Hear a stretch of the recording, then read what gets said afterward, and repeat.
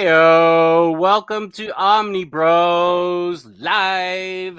I'm Omnidog's Vault, and tonight's special guest is Illuminerdy. What up, nerdy? What is up? How is everyone doing?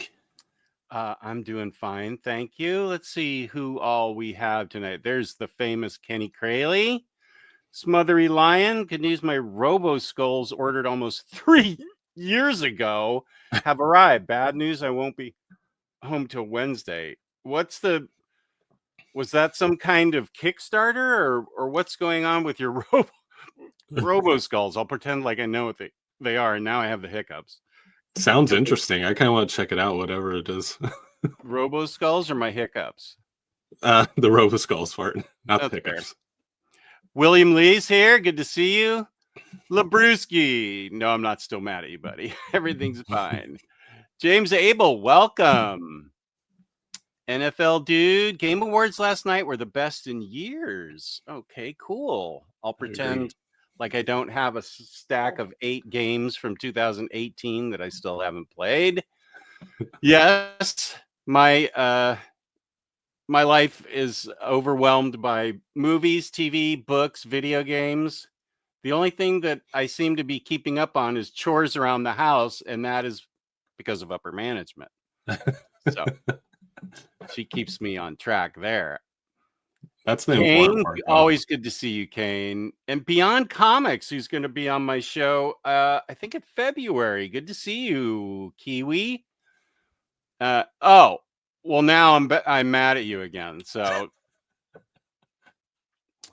Kenny got a new book recently, Superman, The Definitive History from Inside Editions. It weighs 18 pounds and close to 500 pages covering Superman's whole history in comics and media.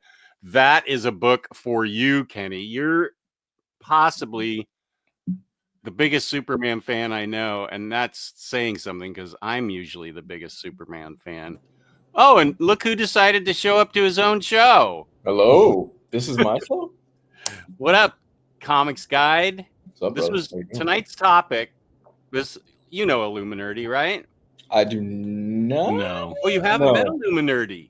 No. I've watched him, but not proper meeting. No. Oh, okay. Well, Lou, this is Nerdy. Nerdy, this is Lou. Pleasure. Nice to meet you. Hello. Illuminerdy's been a friend of mine for a couple of years now, and you can tell how close we are because in his wedding video, I'm at the very beginning of it. Really? That is a true story, yes. What? That's awesome. Did you go to the wedding? No. Oh. We've never met in real life. I don't know his wife. But first of all, his wife is extremely cool. She gave him, she had that Stay Nerdy sign made that's behind you, right? Yes. That's awesome. And then, let's see, you got married last year, right? Yep. 23? Yep. And she asked all of his sort of comic book friends to just send in like 30 seconds of congratulations and thoughts on marriage and stuff to her, and she was going to compile a big cool video for him with like all his comic book buddies saying congratulations. That's and really what I said leads off his official wedding video. Yep. And it's also on the videographer's website, so you're everywhere. Hey, I want a cut of that if he's making money off of me. Don't fall I don't know if he is. Was it something along the lines of don't fall asleep with pie while you're sitting on a chair or something like that? No. I told you. Do you know that story, Illuminerdy? The probation pie story? It sounds familiar, but I don't think you did. I feel like I told it last week on Sunday, but I'm happy to tell you again. No, I said, let me think what I said. I said words to the effect of, it always makes me happy when a fellow nerd finds a mate. Yes, exactly. And that those words of wisdom led off his wedding video. And your face also. Your face was in it for like a split second. Yeah, I'm right there. giving the words of wisdom, and I don't even know his wife. That's awesome, man. But his wife is way cool, first of all, for asking for that compilation. I thought that was pretty darn smart of her. Yeah. Really cool. Yeah, that got me. That was very creative and heartfelt. Yeah. Was not expecting it at all. Did you tear up at any point? Yeah. Okay, Yeah. good. I mean, I feel like when you're getting married, it's impossible not to, right? I mean, it's like such a big event. I've been to some shotgun weddings, so my wedding, I started crying like as soon as I was up at the altar. So yeah, it's I cried in private, and then as soon as like I had the crowd in front of me, that's when I couldn't cry because I was like almost stage fright type of feeling. So that's when I stopped crying at that point. I saw my aunt and 2 uncles out in the audience, or whatever it is, not audience, the people, whatever it is. And that's what started me crying. Here's James with Illuminerdy's YouTube. Thank you for reminding me. I will put that in the chat. I do have a link for that. OmniDog's Discord, which is the only place I can talk to people now because Facebook Messenger is just not working for me. Facebook in general is just not working, and really all I use it for is Messenger, and it's just not working. Javier, what up? Good to see you. Yes, my Rams, right on. You know what else is great? That would be our fabulous sponsor. Whoops. Javier, nothing personal, but I got to take you off here so I can talk about our amazing sponsor, InStockTrades.com, where you can get your collected editions from 30% up to 60% in some places. I just placed an order there today. I waited too long, so I didn't get the fabulous 2% extra loyalty discount. And this month's $50 gift card, courtesy of InStockTrades.com, will be given away December 30th, which is the last show of December, I believe, and is the Omnis. So that's our best of, and we have to have a couple of guest hosts on because I'm the only one that actually reads collected editions. Everybody else reads prose books or manga. So or single issues. I read single issues. Do you? Okay. Few and far between this year. $50 or more in an order gets you free shipping in the United States, which is amazing. Fabulous customer service, fabulous packaging. That's InStockTrades.com. Whoa. Let's see. Harvey has an announcement. I will be reading Dawn Runner this weekend. Okay, thank you, Harvey. I've heard good things about that. Oh, NFL dude yelling too. Dawn Runner is a top 5 comic of the year for me. Where can we buy it once the trade comes out? Thank you. I didn't see that, but that would be InStockTrades.com. Facebook message not working for me either. Okay, good. It's not just a me problem. Here's Voracious Reader. Hello, all. Coming in a bit late. This has been the month from hell. My pup got sick, and now my dad got admitted to the hospital. Just got back home from some cheering up. Oh, look at your pretty pup there, Voracious Reader. Voracious Reader is a great member of my Discord. I'm sorry for that. We will try and cheer you up. Yes. Yelling at us. He's downloading the movie Heretic. Yeah. Heretic. Okay. Here's Marvel Bab. Loyal viewer. Has he missed a show in the 8 years we've been on the air? I don't think so. I don't even think he misses any of my shows. Marvel Bab's amazing. Your reminder that you have 18 days left to read Scarlet Witch, Lou. It's gonna happen. I have 2 weeks coming up towards the end of the year that I'm gonna have off. So I got one more week, and then I go on Christmas break. There's a lot of, I have a lot of stuff to catch up on before the end of the year. A lot of half-finished series, a lot of things I'm going to catch up in the next 2 weeks. Thank God. Yeah, we all have problems, pal. Alex, hello all. And let's see. My wife looked deep into the mayor's eyes while reciting our vows. I think it doesn't officially count now, right? No, she married the mayor.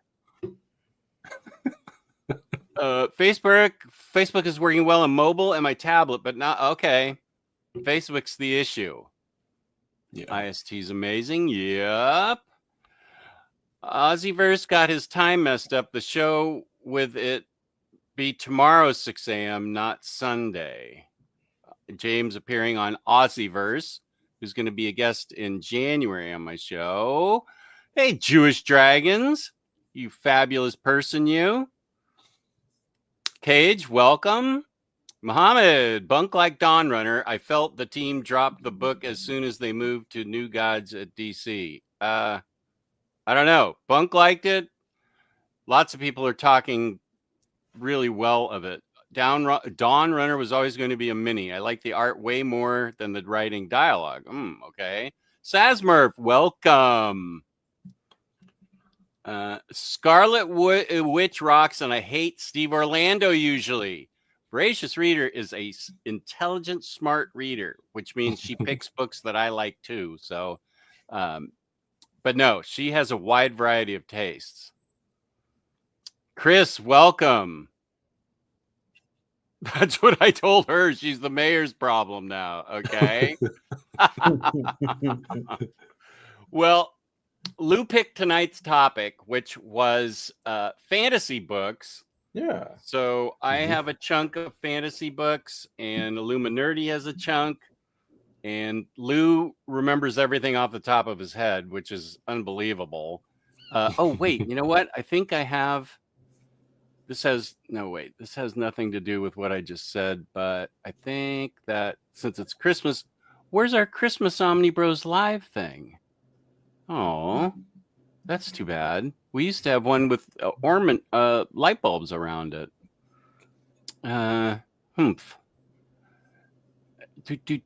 Kane loves fantasy books. Well, this is the show for you, Kane. Hopefully, Voracious Reader digs it too, since she needs cheering up.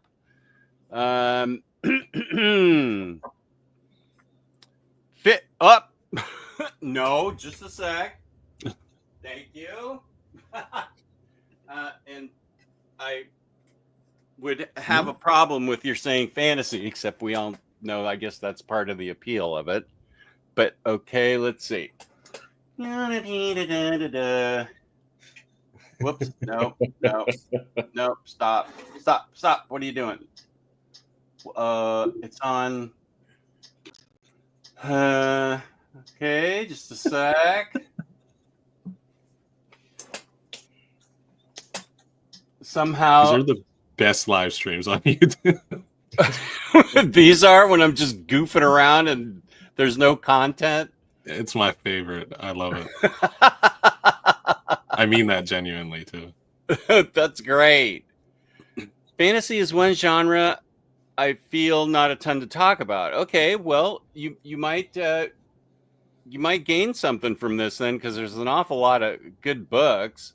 This is for you, Lou. Am I caught up with Wind and Truth? God, no. That's books 1,300 pages. No. When does it come? When does it come in your readathon? What do you mean? Got Tiffany on. She's looking great. So go ahead. What do you mean? When does it come in my readathon? What is it? This is a Brando Sando book? This is the book I was waiting for. Yeah. This That's the one you're okay. This is the one you're reading right now. Yeah. It's 1,300 pages. I'm already 300 pages in. Ah, okay. Jeez. Actually, 370, something like that. Yeah. So I'm a good chunk of the way into it. Here's a question from Labruski. Where should I start if I want to start Brando Sando? Yeah, that's a good question. Miss Warbreaker. Warbreaker is a good book because Warbreaker is a one-off. It's just one book. You don't need to read anything else. It's self-contained. And if you want to branch out and read the other stuff, it ties in really well to some other stuff later on. So Warbreaker is a good start. It's a great fantasy book. It's really fun. Lou, have you come across any print errors in Wind and Truth? I've been reading comments about it. I have. Yeah, there's a few because I have the physical, I have the Kindle version as well. There's a few spelling mistakes in the book. There's a few grammatical errors, but the book is 1,300 pages. Stuff like that, I'm kind of like, I'll brush it off. It's not that big of a deal because it's so much. It literally, they could not fit another page in the book. They couldn't bind it anymore. No, he said this. They could not do another page in that book, and he still had to cut content from the book. So wow. Yeah, his printing company would refuse to print it anymore if he had one more page. Wow, and that's Brando Sando. Can't he pretty much get what he wants at this point? But even they have their limits. Mm-hmm. Well, it's a binding issue.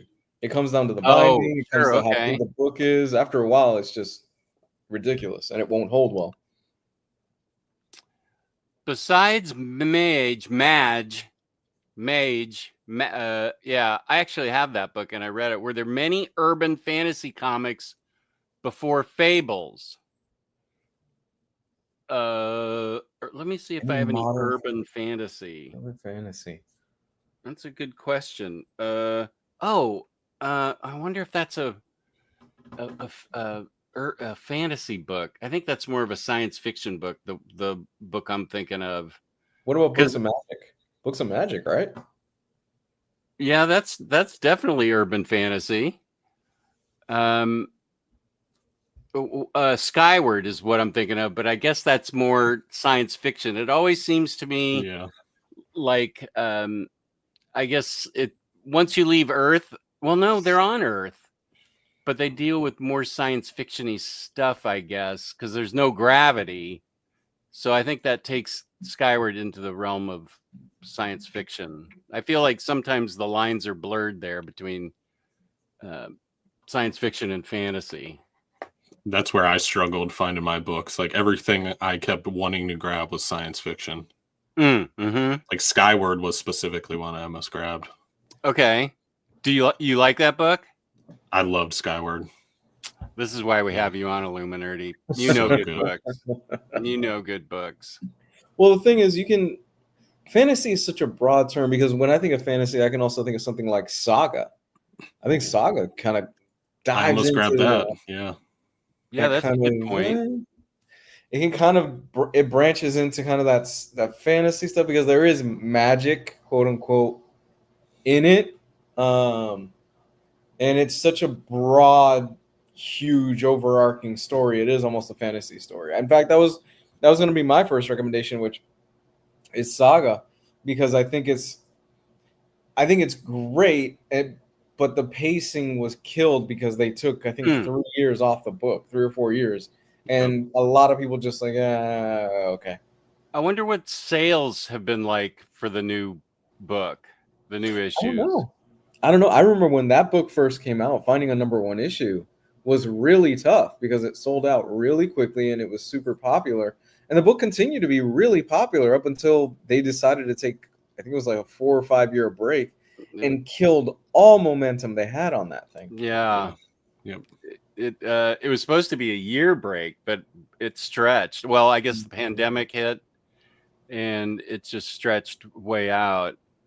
Javier's happy. This is great. I've been wanting to read fantasy books. Your book that you won on Saturday just went out, Javier, so you should get it soon. Warbreaker is a great suggestion. I imagine the whole world is a Studio Ghibli film. That's a good way to put it. Yeah.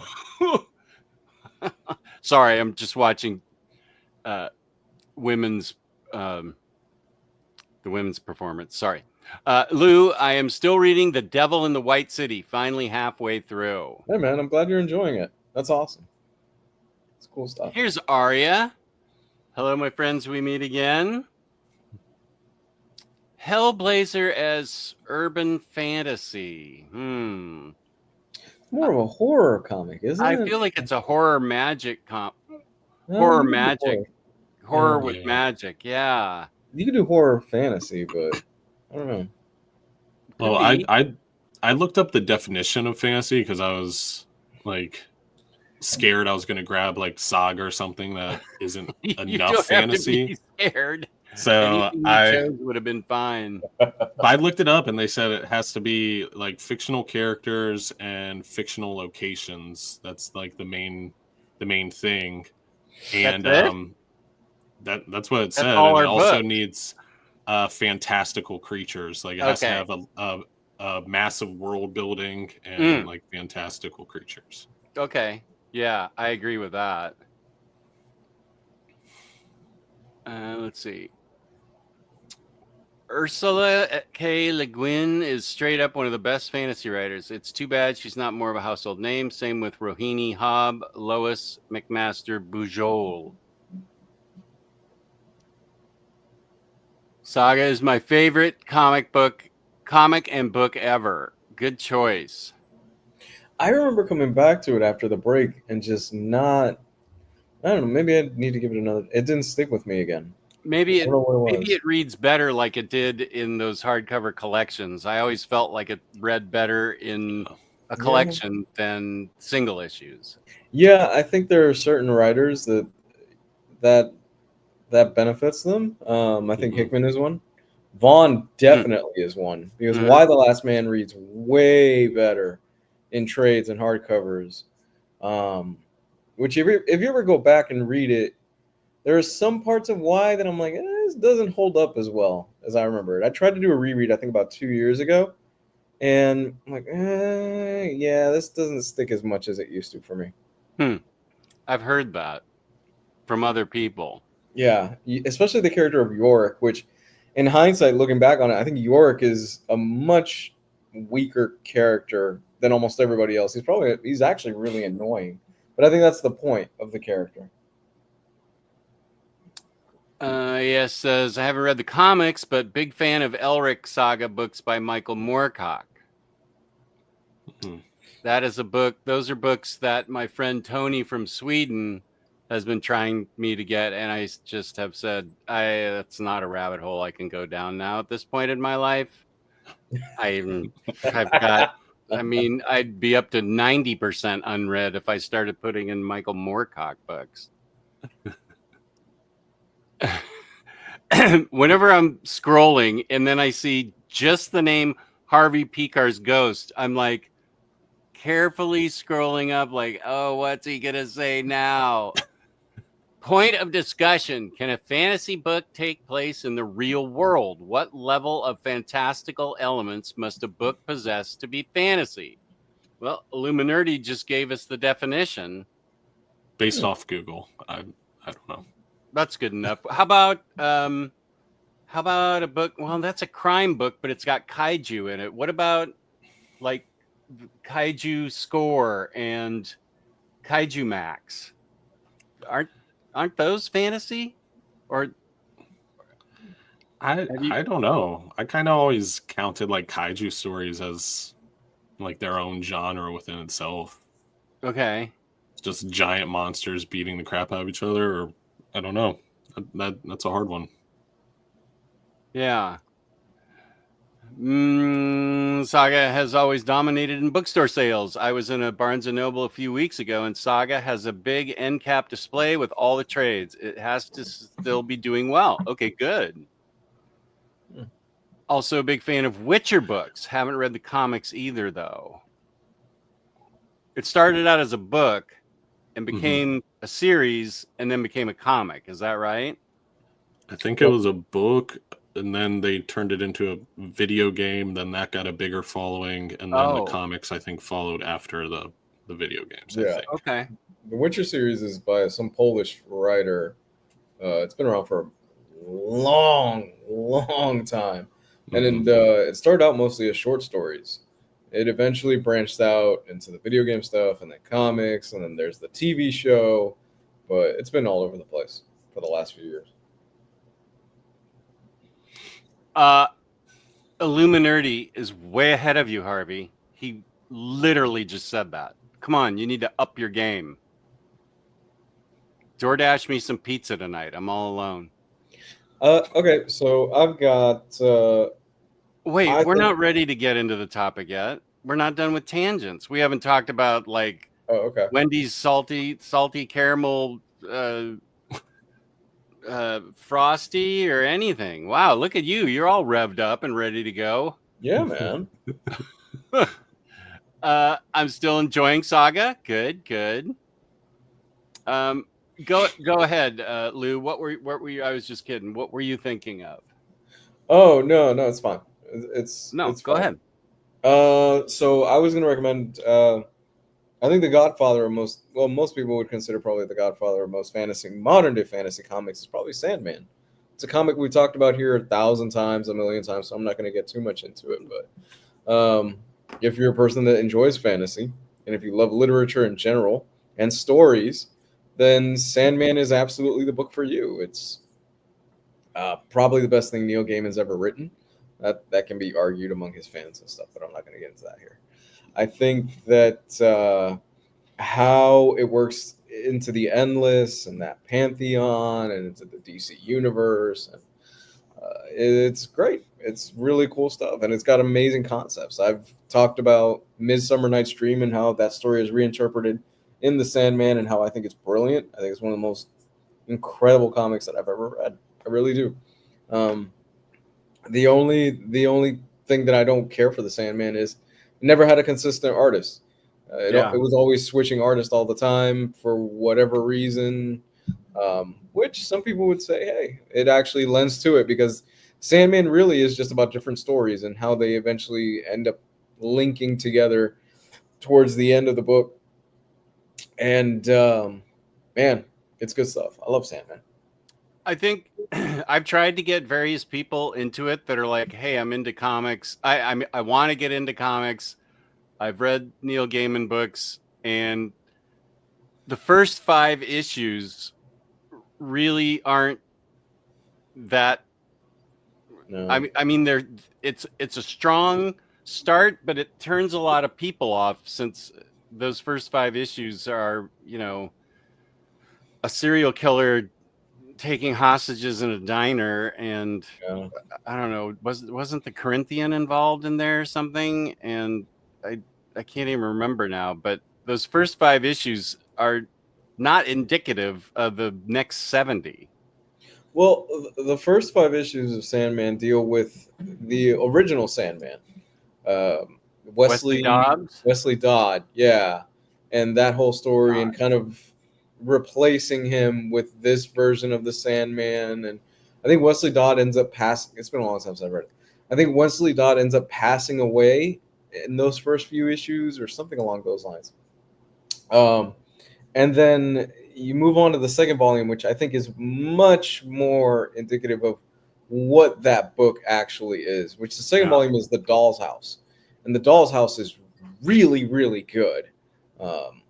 So I would, the thing is, here's the thing. It even says it on the trade. The thing is with the Sandman is you can read pretty much every book in the Sandman out of order except for the final trade.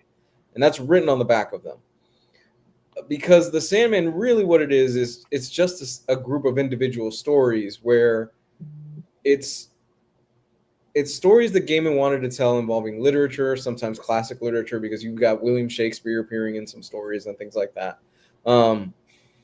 And the power of stories. And it's none of that is really in the first trade. So I think my recommendation is always somebody, hey, do The Doll's House first, because it's really good. Okay. Solid. Let's see. James says top 50 best-selling comics for September. Saga number 69, place number 48. And November is Saga number 70, place 28. Okay. So it's still in the top 50.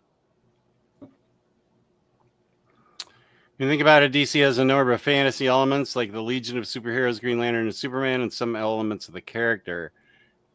I feel like Legion of Superheroes is more science fiction, along with Green Lantern, and Superman's just his own category.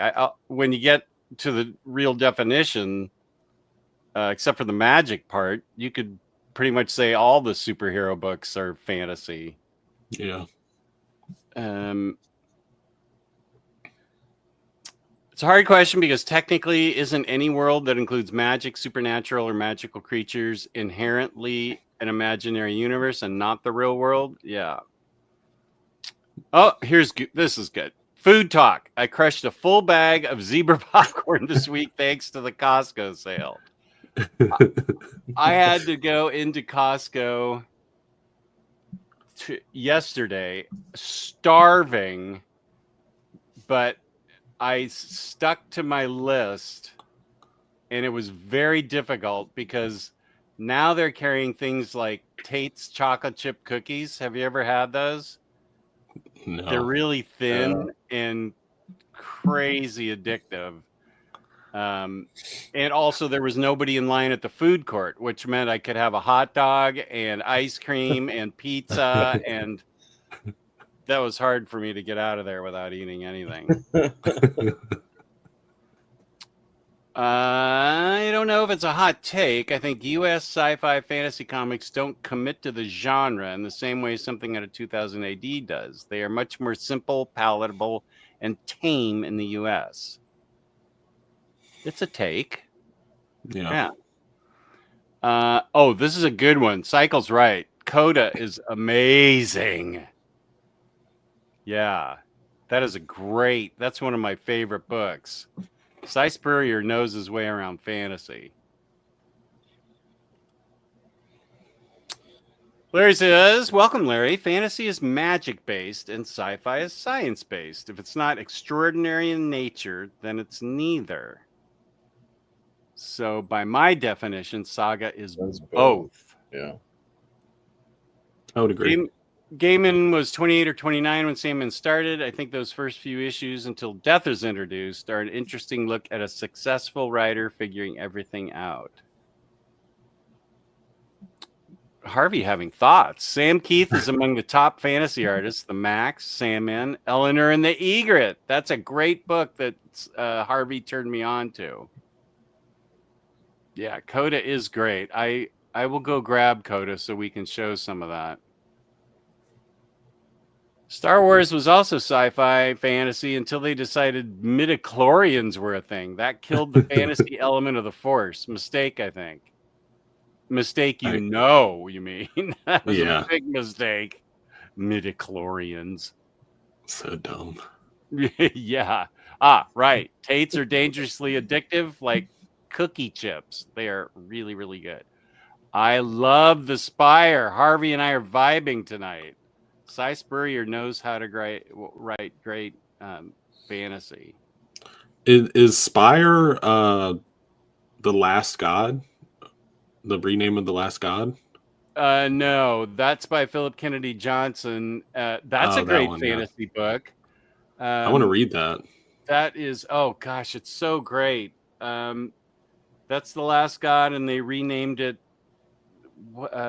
the Fellspire Chronicles. That's where you're getting that. Yeah. Yeah, I could go pull that quite easily, and that's a really good choice. Dave, welcome. Does sword and sorcery fall under the fantasy banner? I think 100% yes. Absolutely. So any Conan book would definitely be it. Yeah. I have a sort of sword and sorcery choice tonight. I'll talk about a book. I've read the first volume. I haven't read the second volume. The second volume is a completely different story. And this is a book that Bo from Aussieverse hipped me to. And that's Something Epic. I've been talking about it for a couple of weeks now. And this is where imagination becomes real.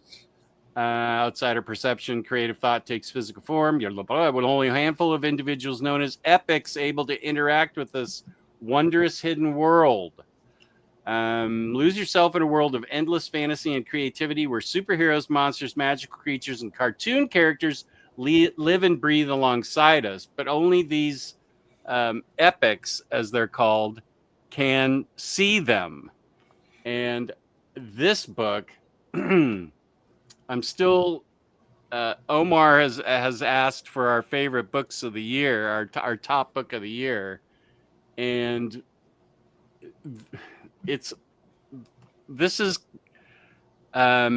first volume could bump my number one choice that I've been harping on so long for the entire year out of first place. I don't know yet. This is really an amazing story about imagination turned real and what this guy has to do to overcome turning all of creation over to this evil version of something. I won't say what it is, but he has to go in and do battle with it to pretty much save the world. And I don't want to say much more about it, but he's the protagonist is one of the strongest epics there is, but he's also created a lot of things out of his imagination that are rage filled, but it's got all kinds of great cartoon characters and stuff that are pretty close to what we know. Let me show you this. They don't. Whoops. Let me take Dave off here. They don't delve right into it. There's just enough different about them. These are some of the characters created. You can see a version of Wolvie there, a version of Spawn there, Savage Dragon. Who's this look like? Like, I don't know. Omega Red or kind of looks like Omega Red. Yeah. It's what's his name from Rye? Who do you think? I know the one that you said was Wolverine is Shadowhawk. Look, just Spawn. Spawn right there. What's his Spawn name? Itch. That's bothering me. What? You can't pick up on who this is? Yeah, it's on the tip of my tongue. I can't say it. Oh man, that's gonna bother me.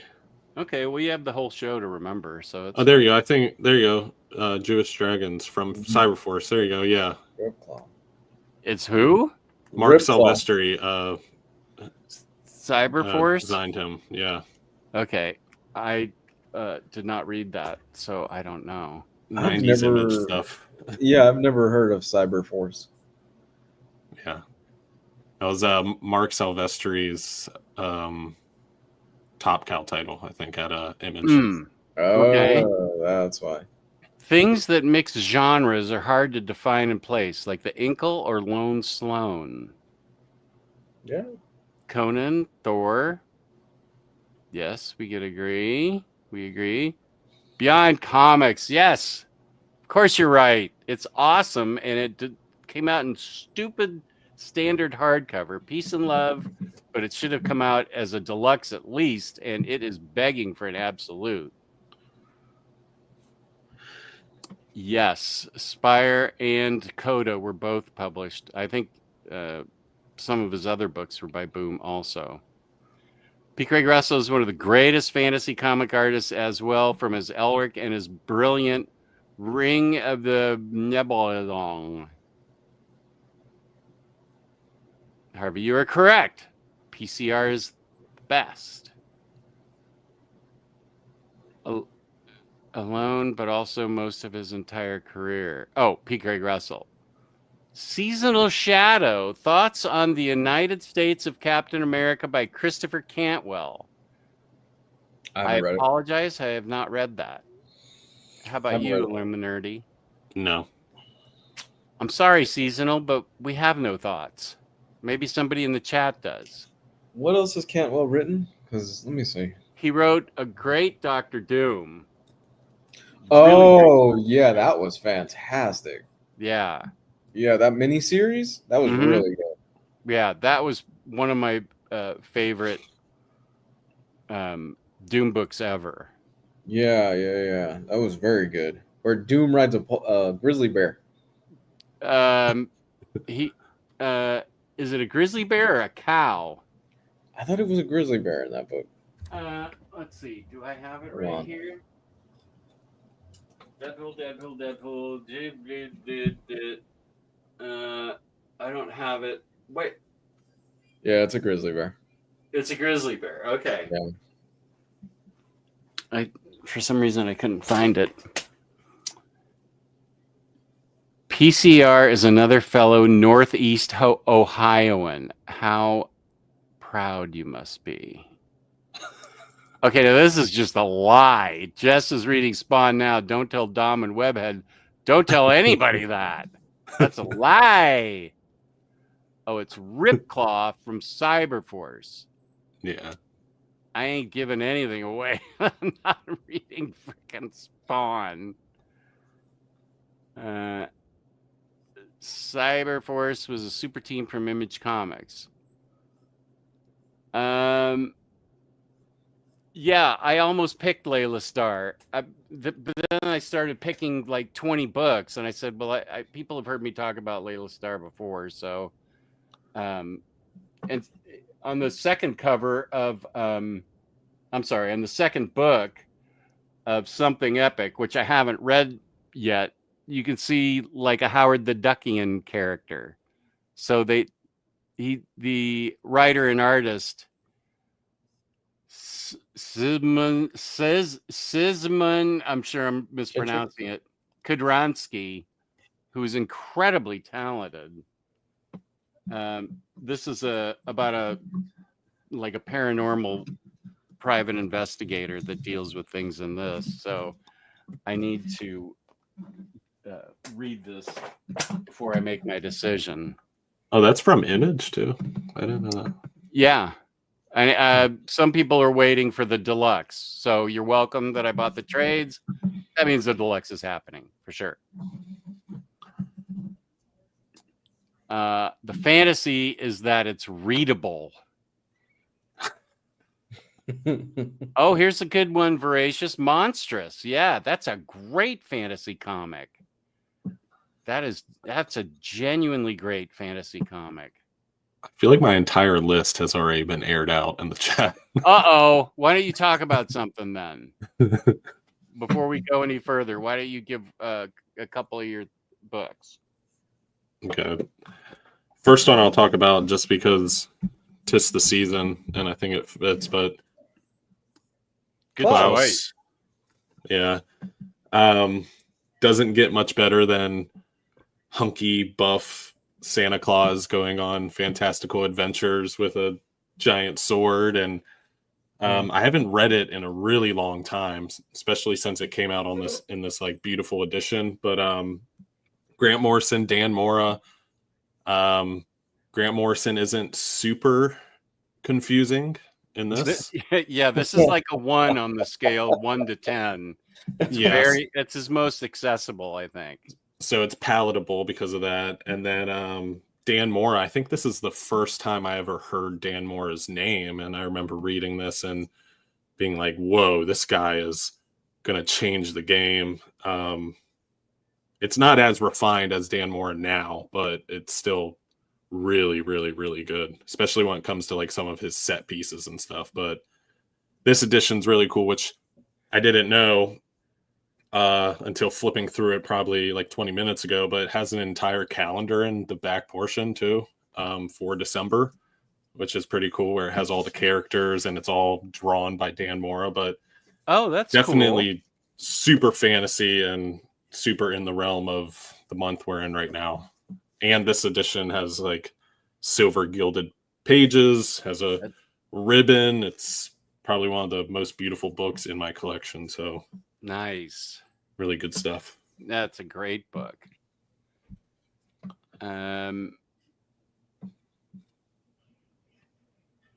There's some fun bits in the Cantwell 5-issue miniseries. He doesn't write all the stories. What is that? Blue Flame or what? First of all, welcome to the show, Dom of X. My buddy Dom of X from Comic Releases and Very Fine Condition and my show, and he's a famous guy now. Yeah.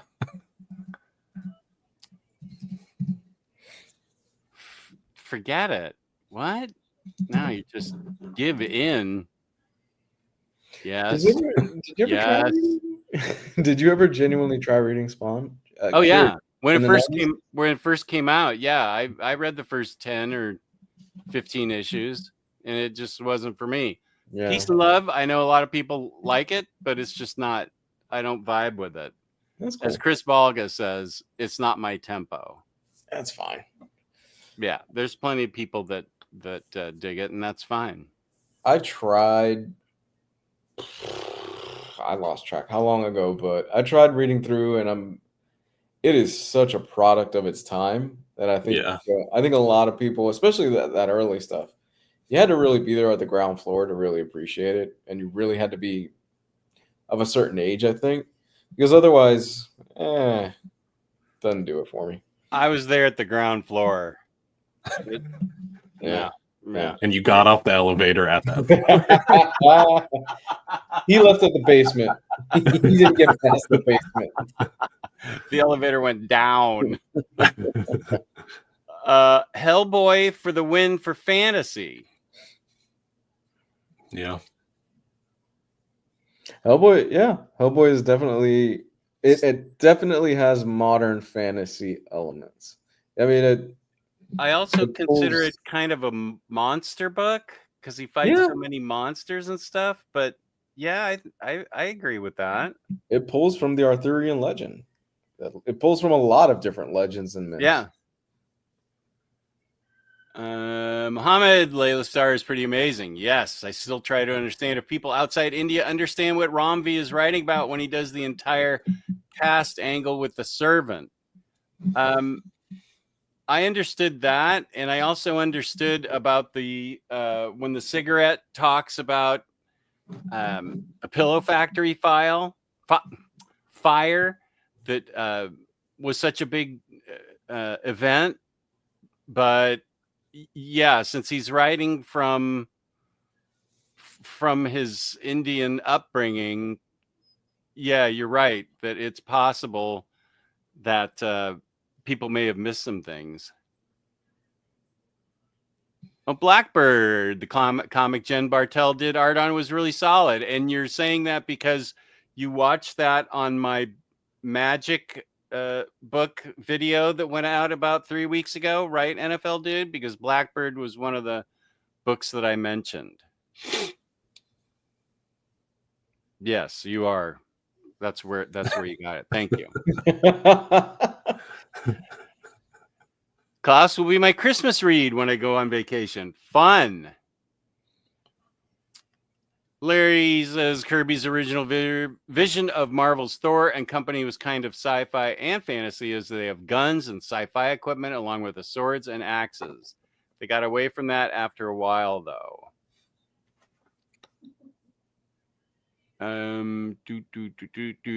Like culturally, it's just not a servant. It's a servant who isn't even considered the same species to be allowed basic things. Thor is such a malleable character. You could really... Who is? Thor. It's such a character that bends to whoever wants to write. Because you could write a horror story for Thor. You could write a hard sci-fi story.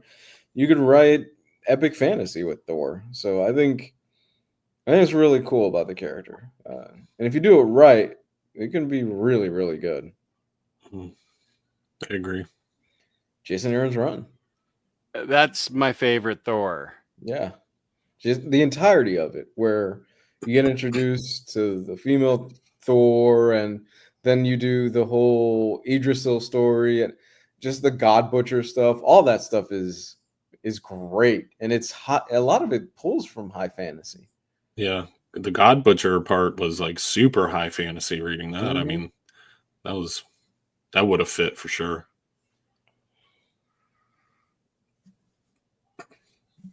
Kane is correct. Dan Moore and Tamra Bonvillain are an amazing duo. Jim Woodring, sure. Oh, Matt, I'm so sorry. Your mom's having a tough night. I hope things go well for her, and we'll catch you on the replay. Sorry, buddy. Yeah, this has been tough for him. Yeah. First one, Spot came in and was immediately enthralled. Liar. Hellboy for the win for all genres.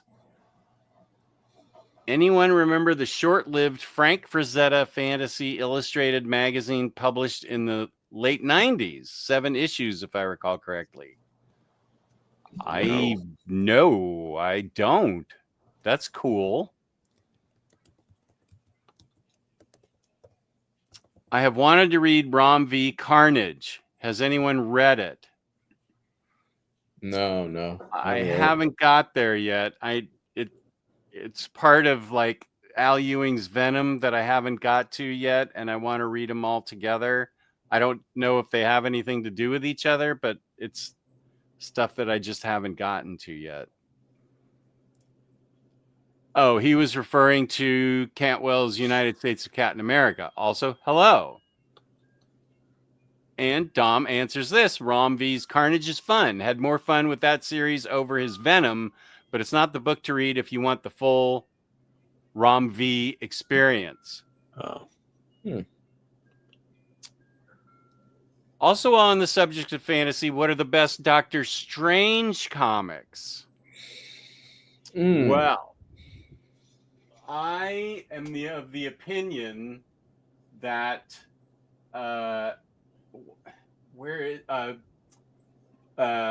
Jason Aaron, then Donnie Cates, then Mark Waid wrote the 3.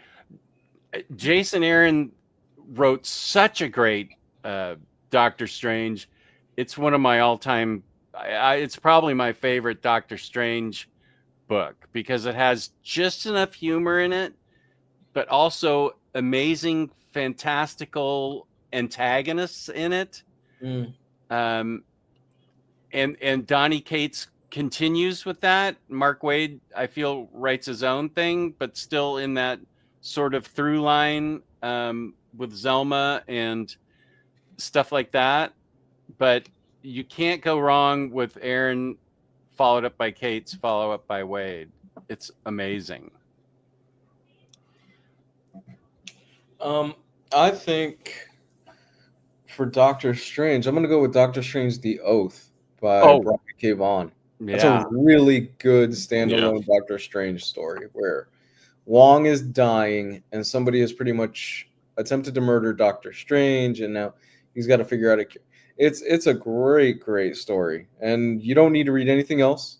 It's self-contained, and you'll dig it. You'll dig it a lot. I've got that one. I've got and this one's a little more obscure, and I don't remember what issue number it is or who the writer was or whatever. But it's a Doctor Strange story where Doctor Strange helps Doctor Doom go to hell to rescue his mom. Isn't that Triumph and Torment or something like that? Yes. Thank you. Yeah. Yes, that's the one. Right. Yeah. Doctor Doom comes up to Doctor Strange and basically is like, look, I want to rescue my mom from hell, and how that story plays out, you got to read it, but it's really, really good. It's good. And I think that's art by Mike Mignola too. Hellboy artist, yeah. Yeah, I have that, but I haven't read it, and now I really want to read it. Really good. I'm not a huge Doctor Strange fan, but I've read Mark Waid and Jason Aaron, but their 2 runs, but the Oath and the Doctor Strange, Doctor Doom story, those are the 2 best, I think.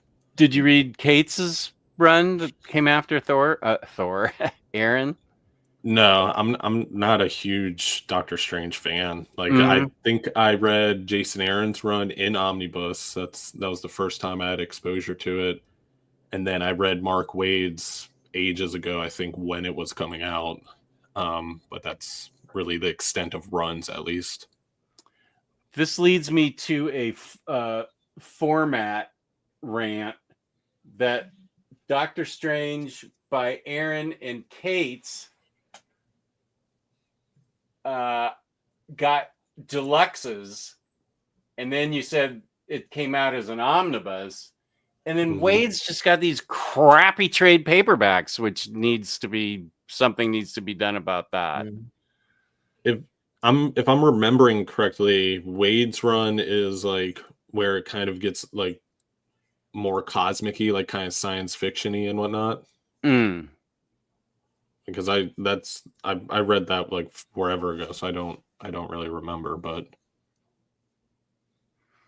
NFL dude, yes, of course I watched your video, and here's the link for it. That was my video that I did about Supernatural with the first part of what's going to be like 4 parts on magic. Thank you, NFL dude. I appreciate that. Okay, this is ridiculous. I tried reading Jason Ayer's Thor and remember giving up during the God Butcher art. I thought it stunk. You know what stinks? Your opinion. Okay. This is ridiculous. Seasonal Shadows, don't listen to Harvey Picar's Ghost. All Marvel comics should not be ignored. Oh, well, how nice that you were entertained by it. So far, yes. Al Ewing's run sets up Rom V's Carnage. Okay. Oh, for Venom? Al Ewing's Venom sets up Rom V's Carnage. I thought they went together. I really wanted to start that, especially because it came off of the Donny Cates stuff. But I don't know why. I don't know why I never decided to pick that one up. I really need to. There's still time. Yeah, I don't know why I didn't pick that up. I heard it's not super great, but didn't they just relaunch Venom now with like a whole new #1, and it's going to be a new host and stuff like that? I think that's Al Ewing too. I want to get into it where Black Widow gets a symbiote. That sounds cool to me.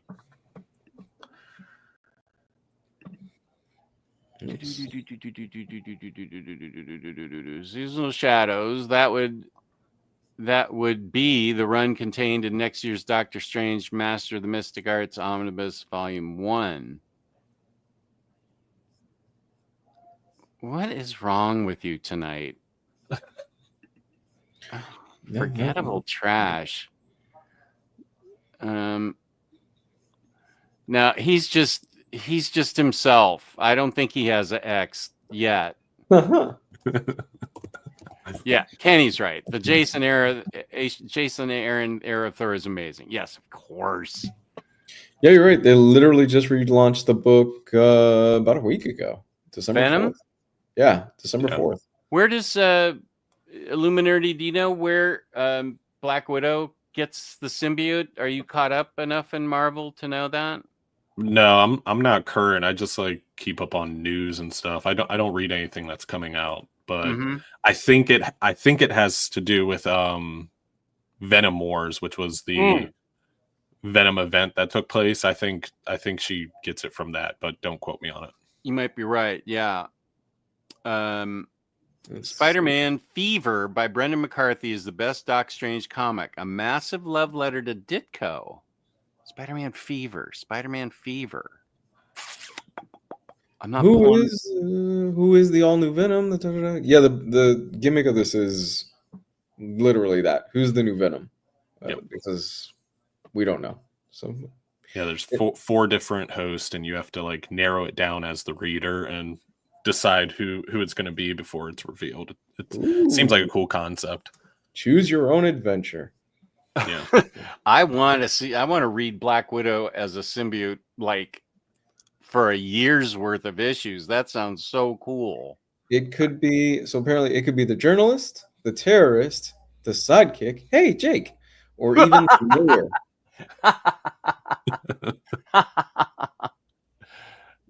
the pretty interesting. I dig the concept. I might try to download tonight that first issue and see what it's all about. Triumph and Torment is in the Doom Omni. Yeah, it's also over on my Doctor Strange shelf. I only had Oh, I have Shambhala. Boy, look how old this is. Wow. A Marvel graphic novel. Wow. Jesus. That comes with an AARP card. Shut up. How dare you? That's something that Very Fine Condition would say. Jerk. I have a AARP card, by the way, for the benefits. It's not bad. Right. It is not bad. Doctor Strange by Englehart and Bruner, as well as Gene Colan, then the Roger Stern with Paul Smith and Marshall Rogers.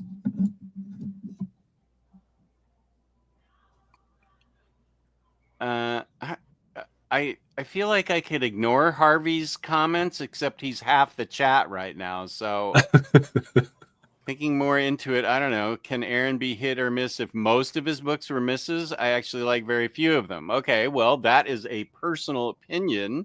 It's certainly true. Peace and love to all the stuff you like and don't like. It's all subjective, sure. Romby and Al Ewing's Venom is pretty good. It starts pretty well. It just fizzles out by Venom War. Well, Venom War is what we want, what I want, because I want to see Black Widow as a symbiote. All new Venom. Whoop. December 4th by Al Ewing and Carlos Gomez. That's already... Wait, did you say that it had been getting... Illuminerdy, did you say people were mixed on it, or that it was just coming out? No, Al Ewing was writing Venom leading up to this new Venom #1. So it just relaunched, but the issues that took place before it, so that was during the Venom War and all that, that's what people were kind of mixed on. They didn't really like that. Okay. Oh, I have this, but I haven't read it yet. Gods has some cool Doctor Strange. That's the Hickman book. I'm scared of that book. I hear it's so like highbrow. You have to go into it with a degree to understand it. I have faith in you. You're smart. Yeah. You can do it. Yeah, I haven't read it yet. So it can't be worse than The Invisibles. Well, no, that I don't know. I think you need to drink a chocolate shroom shake to get into where Morrison was on that. I don't think Morrison could explain The Invisibles himself. Jason Aaron's Punisher, fantastic. Well, you're right about that. Kane's laughing, which is always good. But I might be mixing his run-up with Garth Ennis. Come on, figure it out. Oh, Crowbar Jake. Oh, where is that? James put together where did you put that, James? Did you put it in my Discord? He made a great really dark and disturbing GIF of this, and it was really good. I'll have to get it into I'll have to pull it into the GIF section here. Oh, here's True Graphic from the Great White North. Welcome. Hey guys, how are you? I'm fine, thank you. I am fine. I did all my Christmas shopping today. Nice. Congrats, man. Your poor wallet. Yeah. True Graphic is one of our women readers and also from the Great White North. Scalped and Southern Bastards, fantastic. He really is half the chat right now. Harvey Picars goes, do you get the mystery box from Desert Island? Or is it Desert Island? I'd visit Desert Island for sure. Jason Aaron's the goddamn. The story is far outweighed by the quality of the art. I remember enjoying it a lot, but not a single thing about the plot. Hondo, my Bay Area buddy. Dan Brereton did some uncredited character designs in Triumph and Torment. I had him sketch Doom in my hardcover. It's a masterpiece, and I got it signed by Mignola too. Hondo gets a lot of things signed. He and Maniac Matt go to a lot of events around the Bay Area and get tons of things signed. Kind of jealous of that, by the way. I wish I could. Yeah. Okay, what Did you get the mystery box from Desert Island? Razor Ramen depends. When did yours come? I am subscribed to it, but haven't got one in the past week or two. What is Desert Island? What's the mystery box from Desert Island? Is it like cheesecake and chocolate covered almonds, or I love the idea of dessert. I love the idea of Desert Island. Gods is pretty good. Oh, you DM'd it to me in Discord. Okay, I'll get it out. Maybe while these guys, why don't you guys, while I look for that, why don't Lou, why don't you talk about a fantasy book that you dig? Sure, that's easy. Dark Knights of Steel. Oh, what a great pick! Yeah, how did I not think of that? That's Tom Taylor, man. Tom Taylor is probably the golden child right now for most people in comics. The guy rarely misses. But Dark Knights of Steel, reinterpreting the entire DC universe as an epic fantasy with different characters, different. This has become such a trope to say it, but I'm Game of Thronesian. I'm kind of even tired of saying it like that. But yeah, you've got different warring houses, different warring factions. Man, yeah. You want to talk about knocking out of the park, reinterpreting the entire DC universe into medieval times is such a great idea and so much fun. And not only that, they got a spin-off series right now with Deathstroke where he's basically a Viking, and it's awesome. It's all good stuff, man. Whoops. Let's see if I can make this bigger and share it. That's actually too big. I can't see the rest of the world here. Open. I think I can. Can I open it in the browser? Okay, I'll figure it out. Yeah, that and who's the artist on that? That's some beautiful art and coloring. Who was the? Hold on. Something Putri. That was. Come on. Why don't you tell me? Yasmin Putri. Yeah, the art is strong in that. Great the whole pick. concept is great in that. Mm-hmm. Yeah. It's something, I mean, we've seen it done before in the past, but he really knocks it out of the park. And I love all the changes he does with the characters. I feel like he took a lot of risks too, like especially to like not to go too far into spoilers, but like Superman's parents and everything like that. Like that was pretty ballsy. Yeah, exactly. He does a lot of unexpected things. Yeah. He really does. I really love that. I really love that book. And you're welcome. I bought it in standard hardcover, so that art is good enough that I would that I'd be happy to buy that in absolute. Tom Taylor doesn't have an absolute yet, right? Boy, not that I know of. I don't think he does.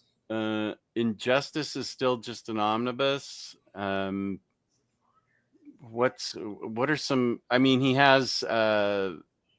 That Suicide Squad book he did was like a standard hardcover or a trade. Yeah, I don't think he has an absolute. I don't know. Dark Knights of Steel would be a good. It's 12 issues, so it'd be on the thin side, but they don't have to charge that much for it. All-Star Superman was only 12 issues. That'd be a good one. YP's here. Welcome. Oh, my wallet has seen worse. LOL. Okay, that's fair. Voracious. Jason Aaron can do no wrong. I love all his stuff. I also met him, and he was lovely. See, now that's the attitude. I met him, and he was a dick. But you did? I've told you this. Oh, yeah. Yeah. But everybody else that's met him has said apparently he's really nice. He was an ass to me. I was like, oh, shit. I'm sorry. Oh. Bad day. I've talked about it before. Everybody has a bad day. That's too bad. I bet if I meet him again, he's going to be really sweet. He was probably having a rough day.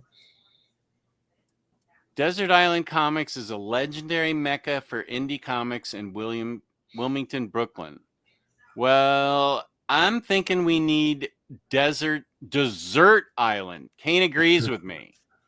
Desert Island Mystery Box. Yes, I would subscribe to that. Right on, man. Or was she agreeing with Dark Knights of Steel? I prefer to think she was agreeing with both. What was I going to look for while you guys talked about a book?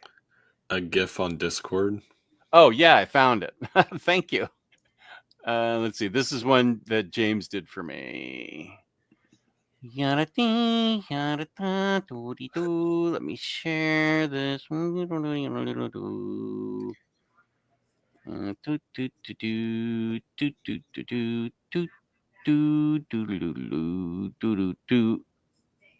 Oh, is it not showing up? It should be showing up. Oh, there it is.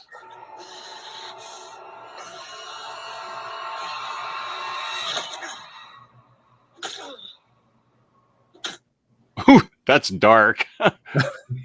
Let's see it again.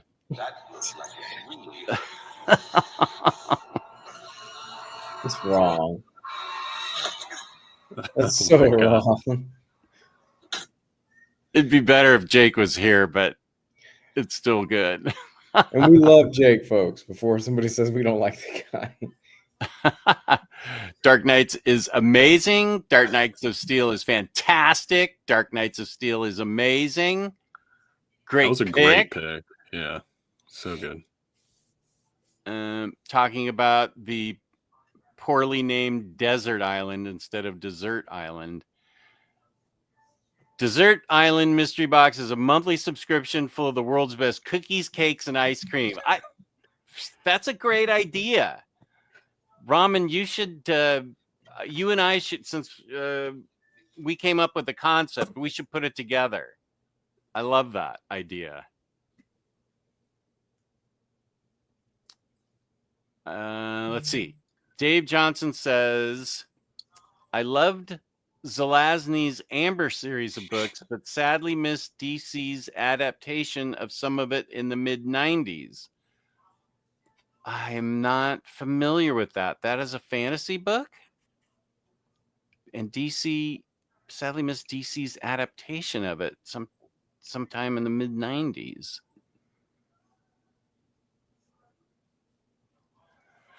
Okay.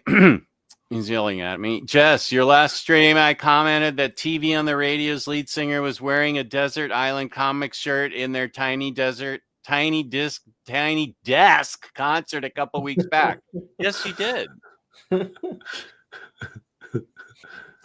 In Razor's Desert Island book, he got Processing by Tara Booth, A Cosplayer's Christmas by Dash Shaw, Yule Log by Christopher Adams, and $2.05.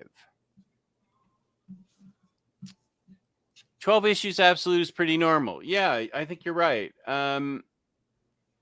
Three Jokers was 3 issues. Killing Joke was 1 issue. And yeah, that's right. And your one was 4. Good point. Rumor is Superman 2025 film first trailer is going to drop sometime next week. Yeah. Wow, I feel like this is really happening fast. Yeah, it is. It is, yeah. I don't put much stock into whether an artist is nice or mean to me or anyone in a personal interaction. Too many factors affecting that. Plus, it has no bearing on their art. Well, if somebody's a big yutz to you, though, in person, that can sour you, I think. I mean, it soured Lou. Well, I mean, I still like the guy's writing. I don't know. I chalked it up to he's probably having a bad day because everybody else has told me they've had a great experience with him. So I'm like, Was this at a con? Yeah, it was a con. It was Those can be Sunday. Exhausting. I can see how he might have just been, I think he was over it, to be honest with you. It was Sunday. It was at a con. He just had this look like, I don't want to be here anymore. I'm like, okay, maybe you just had a rough night, man. Yeah, the only thing that changed is when Lou finishes a Jason Aaron book, he goes, douchebag, and then he puts it away. Yeah, that's about right. Yeah. Yeah. Harvey loves the GIF. James Hale, I like where your head is at. Oh, but Kenny, not happy with it. So wrong to do that to Jake.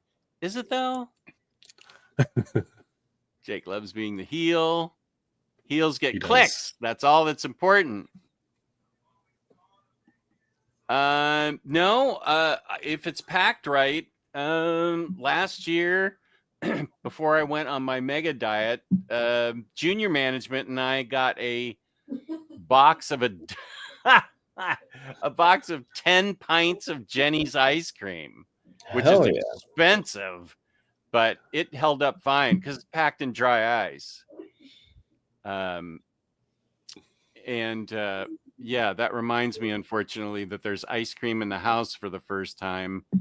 Upper management isn't here, and I'm hungry. This could be a problem.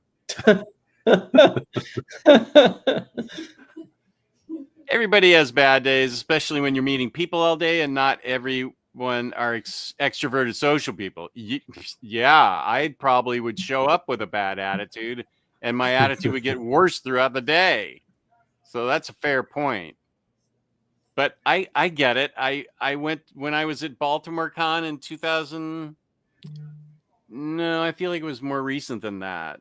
I had interactions with everybody, and I took Frank Cho a book to sign, and he didn't even look up. He just signed it and handed it to me. Damn. And I was like, I felt like there could have been a little effort at thank you or hi or get out of my life or something, but I don't know. It didn't sour me on his art. I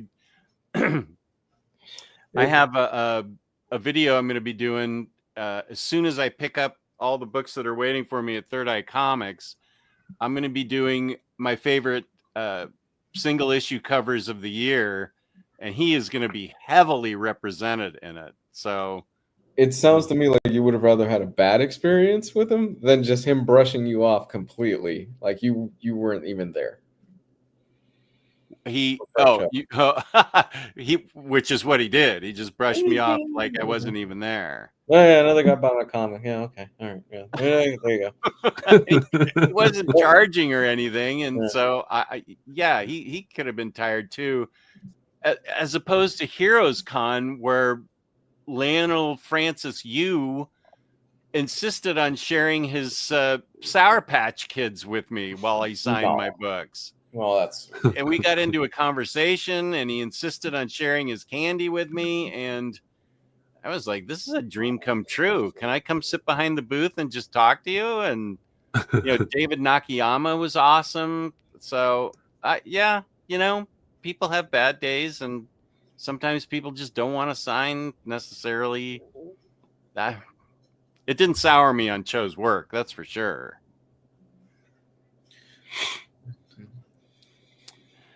They could have been having a seriously bad day, but also I think most good interactions are meaningless in those scenarios. It's just being nice to a customer. Jesus. Harvey, I don't say this often, but I think you should go smoke a bong load and just relax. just hit the pipe and cool off. Now, this is a fair statement. Daniel Warren Johnson is the nicest, smiliest, friendliest guy. He's quite tall. He's got a man bun and the biggest grin on his face. He is having the time of his life. He was so great at Heroes Con. Great to me and upper management. He is absolutely just, I think he's one of those guys that his dream came true, and he's reveling in it. He's just like, I'm so happy. He was just genuinely happy the entire day.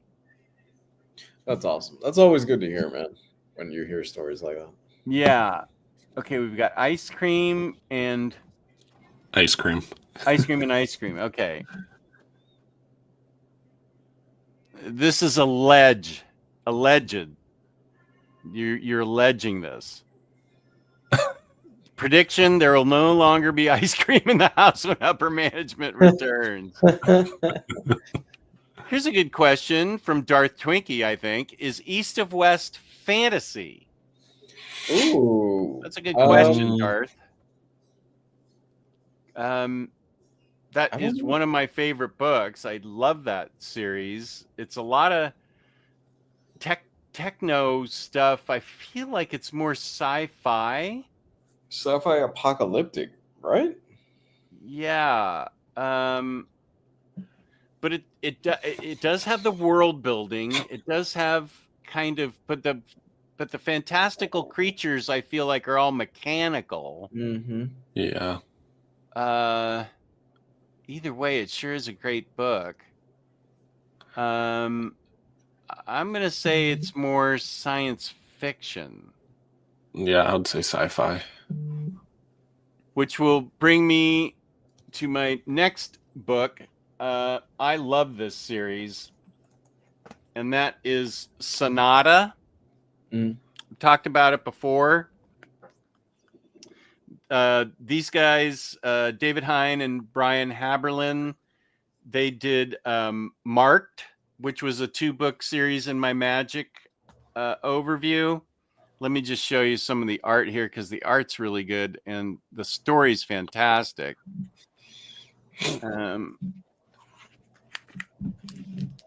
Two cultures clash on a planet both sides believe is their promised land. The Rands are a peace-loving people. The Tyans are a race of warriors who are here to colonize and control. There are the sleeping giants who may be monsters or the gods of legends. Sonata is a young woman who will break all the rules to find her place in this world, and she's not about to let sleeping gods lie. The art is great, but the story, the world building and the story are fantastic. There is this one planet where there's a piece. Now see this alien looking guy is one of the indigenous people that were there when the Rands showed up and were trying to establish a peaceful colony. Then the Tyans came, and they are kind of like the Klingons. All they care about is war. And she Sonata flies on this big Hurricane bird all around, and it's really a wonderful series because there's like a valley you can go through, and there are kind of stone. They look like stone representative of gods. It's a giant valley full of these. They stand still. They're like monuments of these gods, and it's rumored that if you disturb them, they will come to life. Spoiler alert, they do get disturbed, and it's part of this amazing story that is so well written and so well illustrated, and it's got all the fantasy elements you want. It's kind of steampunky, it's science fiction-y, but mostly it's fantasy. The dreams of a peaceful utopia turn into a nightmare as war breaks out. Saber People's Sonata journeys to the Citadel to find the last of the old gods. A story not to be missed with a fantastic new world and new characters introduced. See, here she is flying on her big Hurricane bird. I really, really, really dig this book. It is just wonderful world building.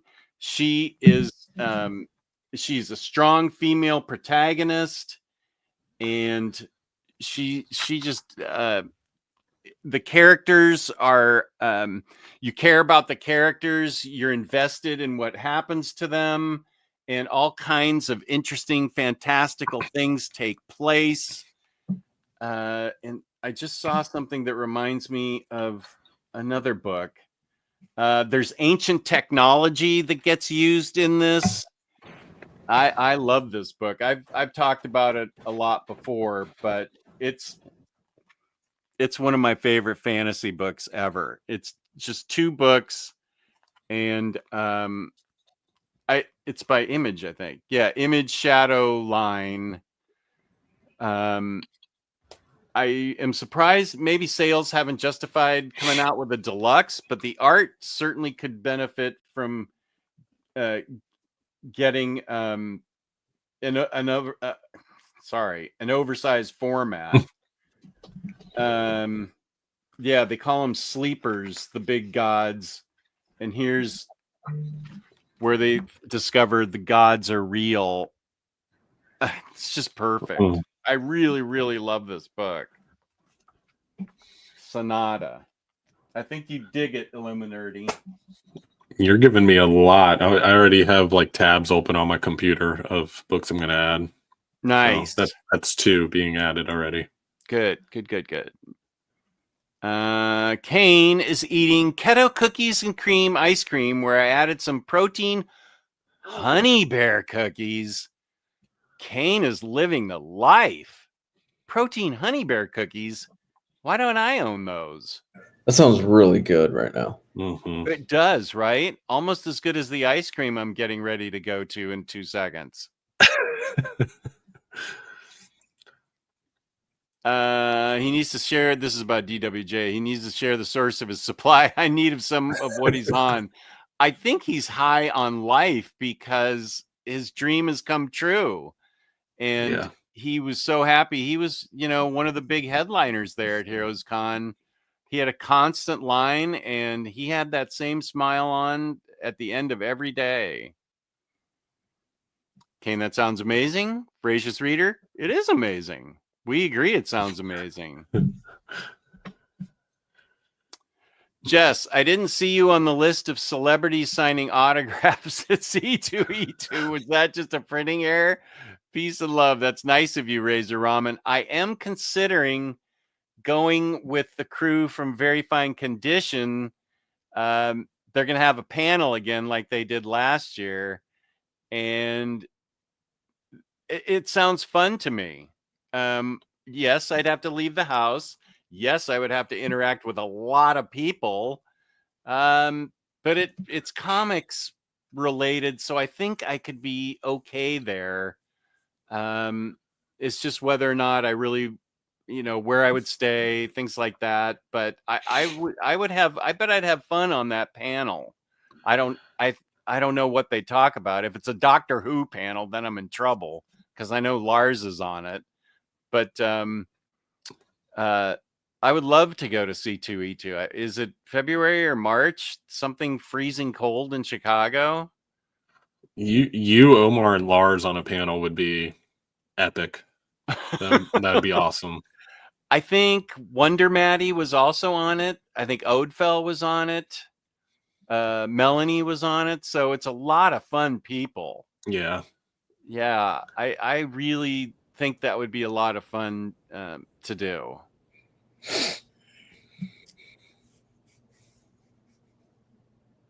Well, this is fair. Everyone's allowed to have a bad day. They aren't allowed to take their bad day out on you. Yeah, I don't think Frank Cho had a bad day. I think he was just he may have even been drawing and I got, he was just like, I can't look up from it. Here you go. Thanks. Bye. Well, he didn't even say that, but he didn't say anything. I love your work. And okay. He didn't even charge you. So Well, maybe that was me. it. Yeah. Maybe that was it. Maybe like, yeah, this guy's not charging me. Whatever. Yeah. I'm not charging him. Kenny's had a lot of great interactions with Dan Jurgens and Jerry Ordway via Twitter, and those are 2 guys that love the work they did on Superman and other characters they did. I've always heard for the right price, Neil Adams will give you a smile.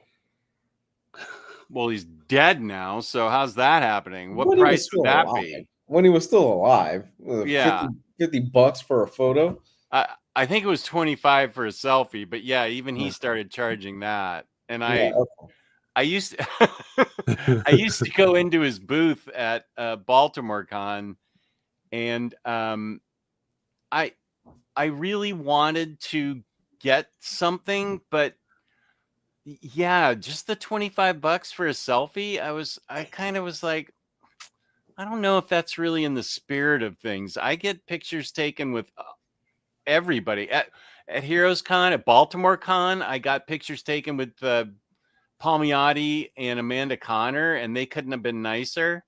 I still have to put that up on Instagram and make it now that it's not September anymore. I need to make it a holiday post about how great they were. But I mean, yeah, the selfie, charging for the selfie thing kind of soured me on wanting anything from him. That's fair. Yeah. If upper management is gone, do you still have to leave the house tomorrow, or can we she's only gone at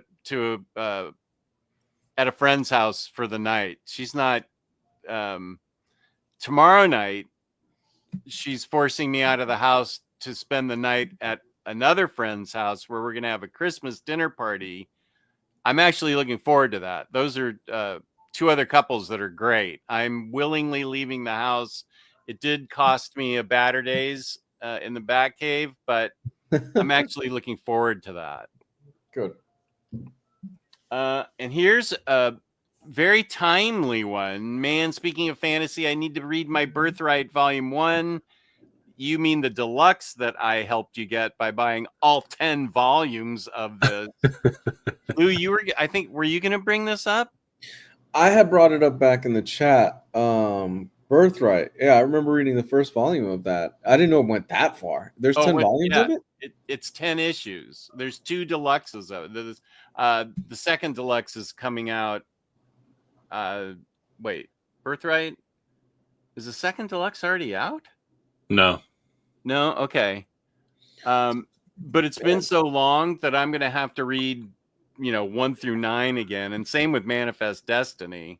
Yeah.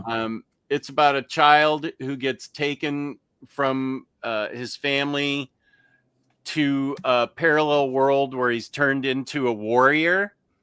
And then he comes back to that world as a fully formed warrior.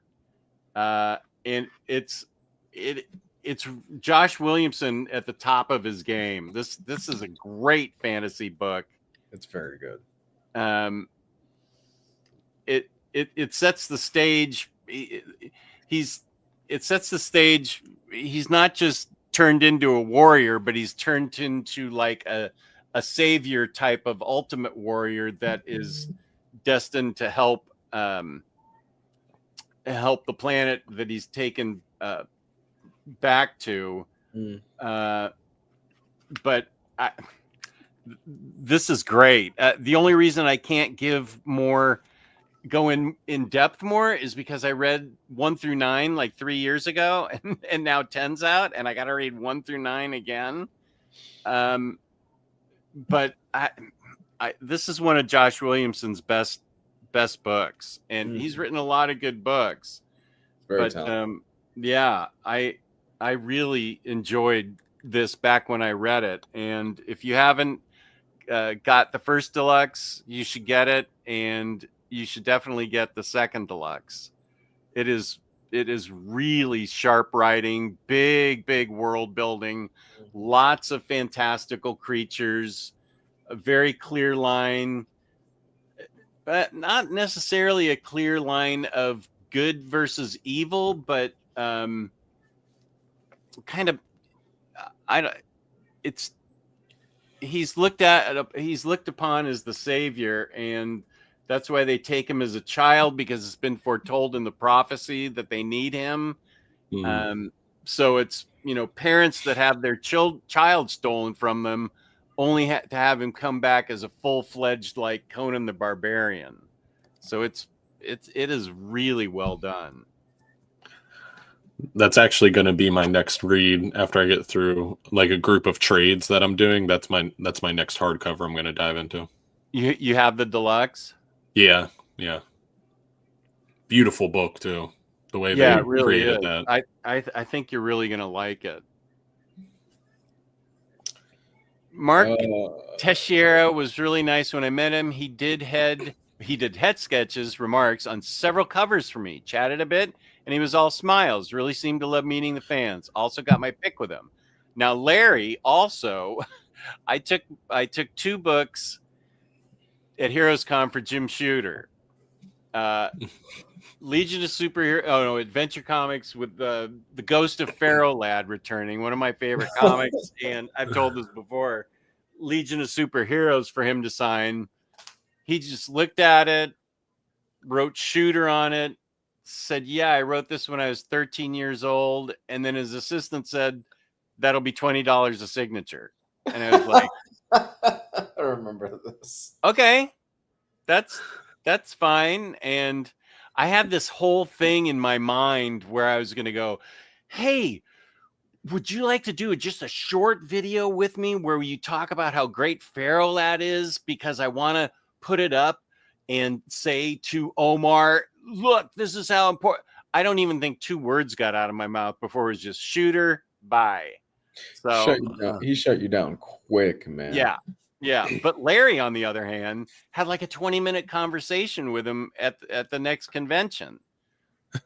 So he definitely could have been having a bad day. I know that he's got physical problems.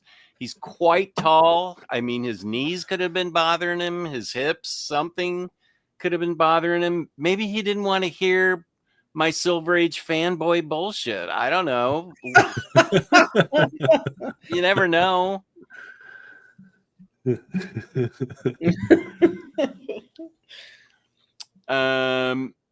don't I take one more chat thing here, and we can talk. Who needs to go, Lou or Illuminerdy? Spooey arrived at the stream to hear Jess talking about ice cream. That could be any stream. While myself eating some Breyer's Carb Smart Brownie a la mode ice cream. Both Kane and Spooey doing the right thing. Actually, I'm gonna leave here in a minute, so it's getting late for me. Oh, well, why don't you give a couple of choices and then Illuminerdy and I'll continue. Sure. So the next choice that I was gonna give is probably my favorite Wonder Woman run, which is Brian Azzarello's New 52 Wonder Woman. Although that new Absolute Wonder Woman is fire, it's really good. But I love Azzarello's Wonder Woman run. I know a lot of really diehard fans don't care for it necessarily, but I do love his reinterpretation of the gods and the pantheon of gods and how Diana interacts with them and how she takes up the mantle eventually of the God of War. It's a fun book all the way through. And yeah, Snyder's Batman run took a lot of the spotlight during that New 52 stuff, but I would put Azzarello's Wonder Woman right up there with it. I thought it was great. And the art is just beautiful. Yeah. Beautiful stuff, man. That absolutely came out, man. I bought the 2 absolutes because of that Cliff Chang art. And I agree with you. I love that story. It's one of the better Wonder Woman stories.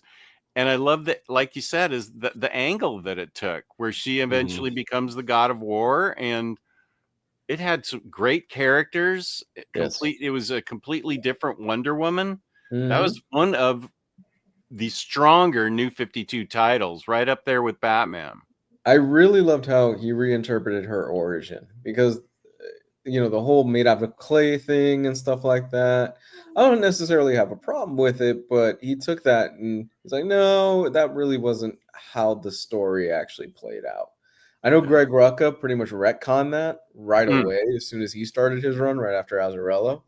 I was like, damn it, dude. Like, I usually agree with Rucka's stuff, and I really like Rucka as a writer and as a person. I've met him before. That was one time where I'm like, come on. I really loved all the changes that Azzarello made in that book. Yeah, I don't have anything wrong with Rucka going back to sort of her roots and stuff, because I love Rucka's writing, but I 100% enjoyed Azzarello's Wonder Woman.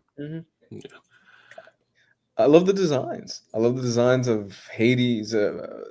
What was it? Is it Hades, I believe, with the candle on his head and the light I think so. Yeah. Yeah, I thought that was really cool. I love Poseidon being kind of this frog thing. That was awesome too. It was a good book. I miss it. I miss that book a lot. I feel like it was like what we were asking for in the new 52, like that the old bones and essence were still there, like the character was there, but there was just like a fresh coat of paint on everything. Yeah. Yeah, that's exactly. Yeah, you're right. That's exactly what I wanted out of the new 52. Brand new stuff. Some of it worked, some of it didn't, but that was one of the ones that really worked. Yeah. Before I get out of here, Demon Knights. Oh, yeah, go ahead. That's a great one. We want to talk about a book canceled way too damn soon. Like almost right at the jump of New 52. I think it only made what, Jess? 12, 15 issues? Yeah, 12. It got 3 trades. Yeah, it's a criminally underrated series. And unfortunately just did not have the gas to keep going. It didn't get the support behind it. Demon Etrigan. I forgot who else. It's been so long. I've read that book since New 52 was pretty much brand new. So it's been I haven't either.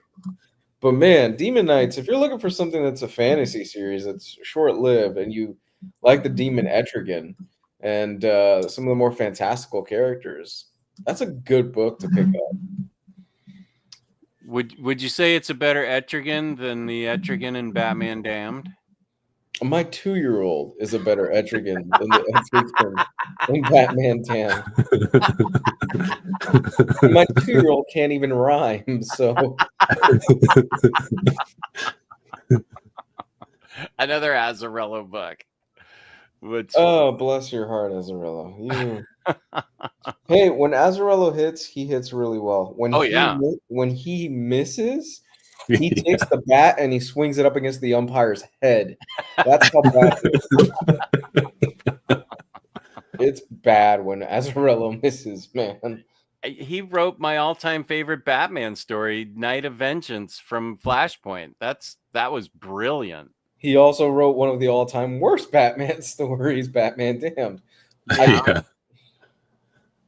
People are still waiting for our radio play of that, by the way. I know. And the NFL dude is the one that brings it up the most. There was COVID. There was a wedding. I had a child since then. You're glossing over the part that we really didn't want to do it.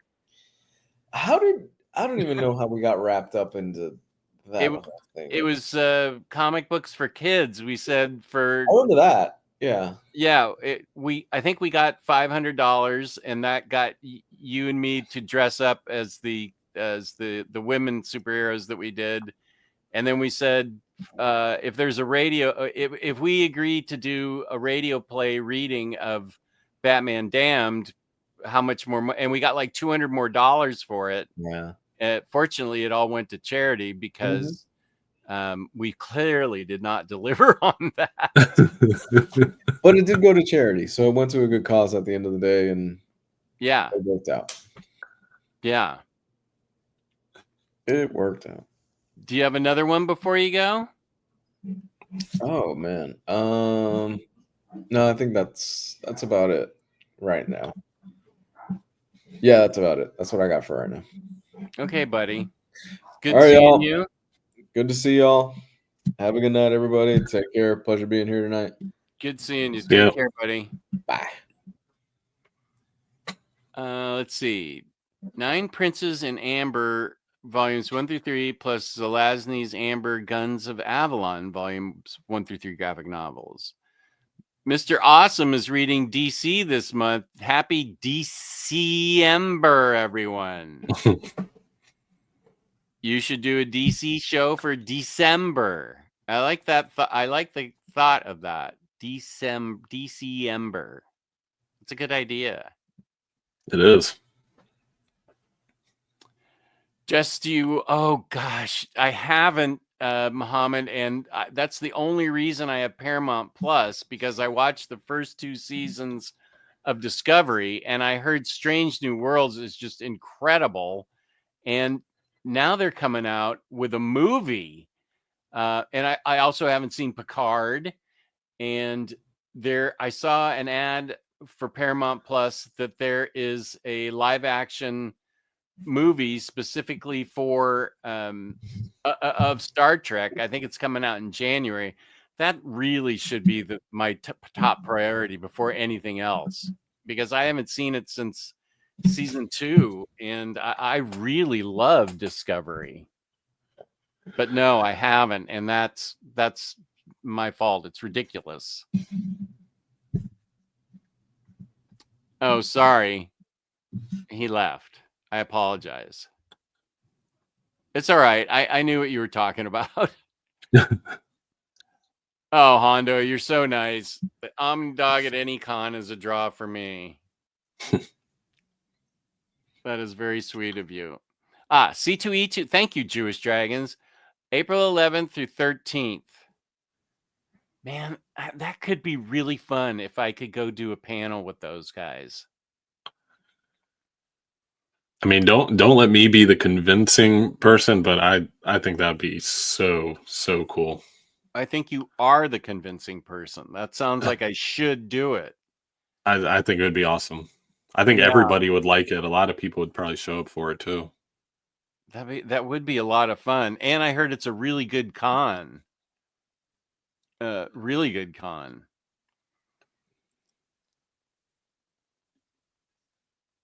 There's some fantasy Disney comics like Dragon Lords, where the ducks are transported to a fantasy world, and a similar Mickey story where he's transported to Shambhala. Oh, yeah. Mike Allred is the total package. Yeah. Yeah. That was the most fun on an interview I've ever had, and I am 99% sure if I feel well, I'm going to want to go to Heroes Con just so I can see him. Yeah. Yeah. I want to read that Batman Dark Age. I hope that gets a hardcover or something put out. Yeah, I haven't read it yet. I know the 3 issues are waiting for me at my LCS. So I would like to read it. Boy, Superman Space Age was, I just can't say enough about that. Yeah. The Honey Bear cookies are from a company called Kodiak. That sounds like something I better write down, because company Honey Bear protein cookies. Honey Bear. And did you get them on Amazon, or I'll just go look for them on Amazon, unless you got them straight from the Kodiak store. Whoops, sorry, I went down to the very bottom.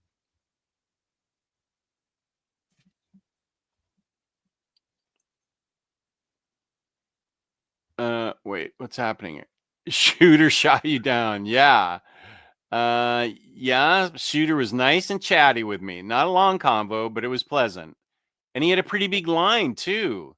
Interesting. He did not have a line at Heroes Con, which I bet that can kind of bum you out. If you're a big name like that and you don't have a long line, that could probably kind of put a hitch in his step. Larry popping up to rub it in though. Well, I have mentioned it before that it's that he was super nice to Larry. Anyone mentioned Warlord yet, or Amethyst? I have not read either of those. I do want to read Warlord. I've heard that's good. Yeah, and Larry said Mike Grell's Warlord is supposed to get an Omni next year, which I think a lot of people are interested in.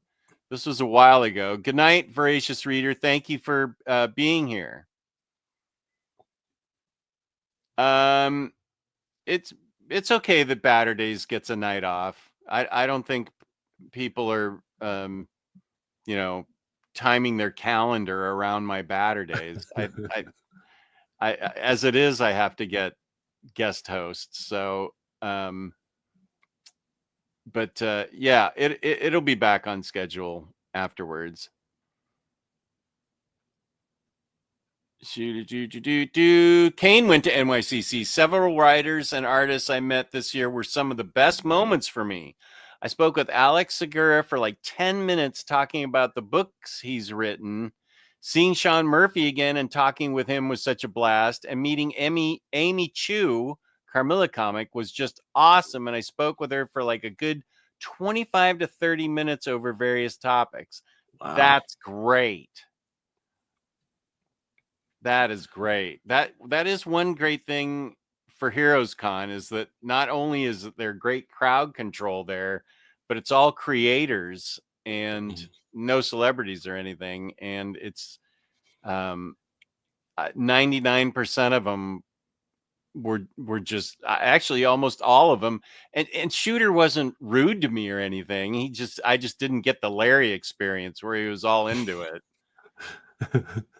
That's how Heroes Con is too, right? Like it's all creator centric and comic focused.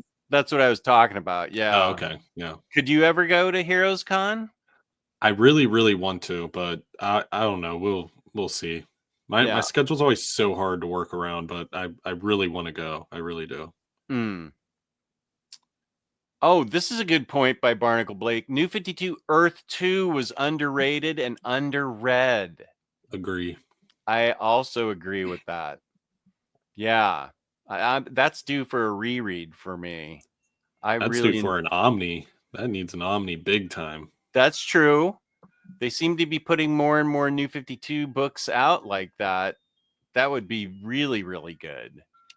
I think that was the first time I heard or saw Tom Taylor's name. I think he like starts at like volume 3 or something like that. And he picks it up from there. But that was the first time, and I really liked. I mean, I think the first half's a little bit stronger, but Tom Taylor still does great work on that too. I had forgotten that. I need to reread that too, because I don't think I remember that at all. Yeah. NFL dude, I will never stop the radio play joke. Good. Keep rubbing it in our faces, because we promised it and never delivered. Here's Lou on Blue Sky. You guys ever read Nemesis Reloaded from 2023? Book was pretty good in my opinion. That's the Mark Miller one. Yep. I haven't, because I don't know that I enjoyed Nemesis that much, which may just be me. But you liked it, huh, Barnacle? That's cool. Maybe I can read it on Hoopla and see what I think of it. I think I read the first issue of Nemesis Reloaded, but I haven't finished it. But I did like Nemesis a lot. But I think that's going to come out in a library edition soon, because they're doing Mark Miller's titles in library editions, Dark Horse. So hopefully Nemesis and Nemesis Reloaded get put into one book. Well, that might be good. I didn't dislike Nemesis, but I don't know. Maybe I did like it. I get so many of his books confused, because that's an older one. It's one of those books where like I enjoy it, but you know it's not for everybody, like, because there's some really edgy and like stuff that makes you gasp, especially at the end. So yeah, okay, right. Yeah, no, I think that could be a good book for me to get. Now, he's got a title out in a library edition, and I think it's Wanted and Big Trouble. Big Game, yeah. Big Game. Okay, have you read Big Game?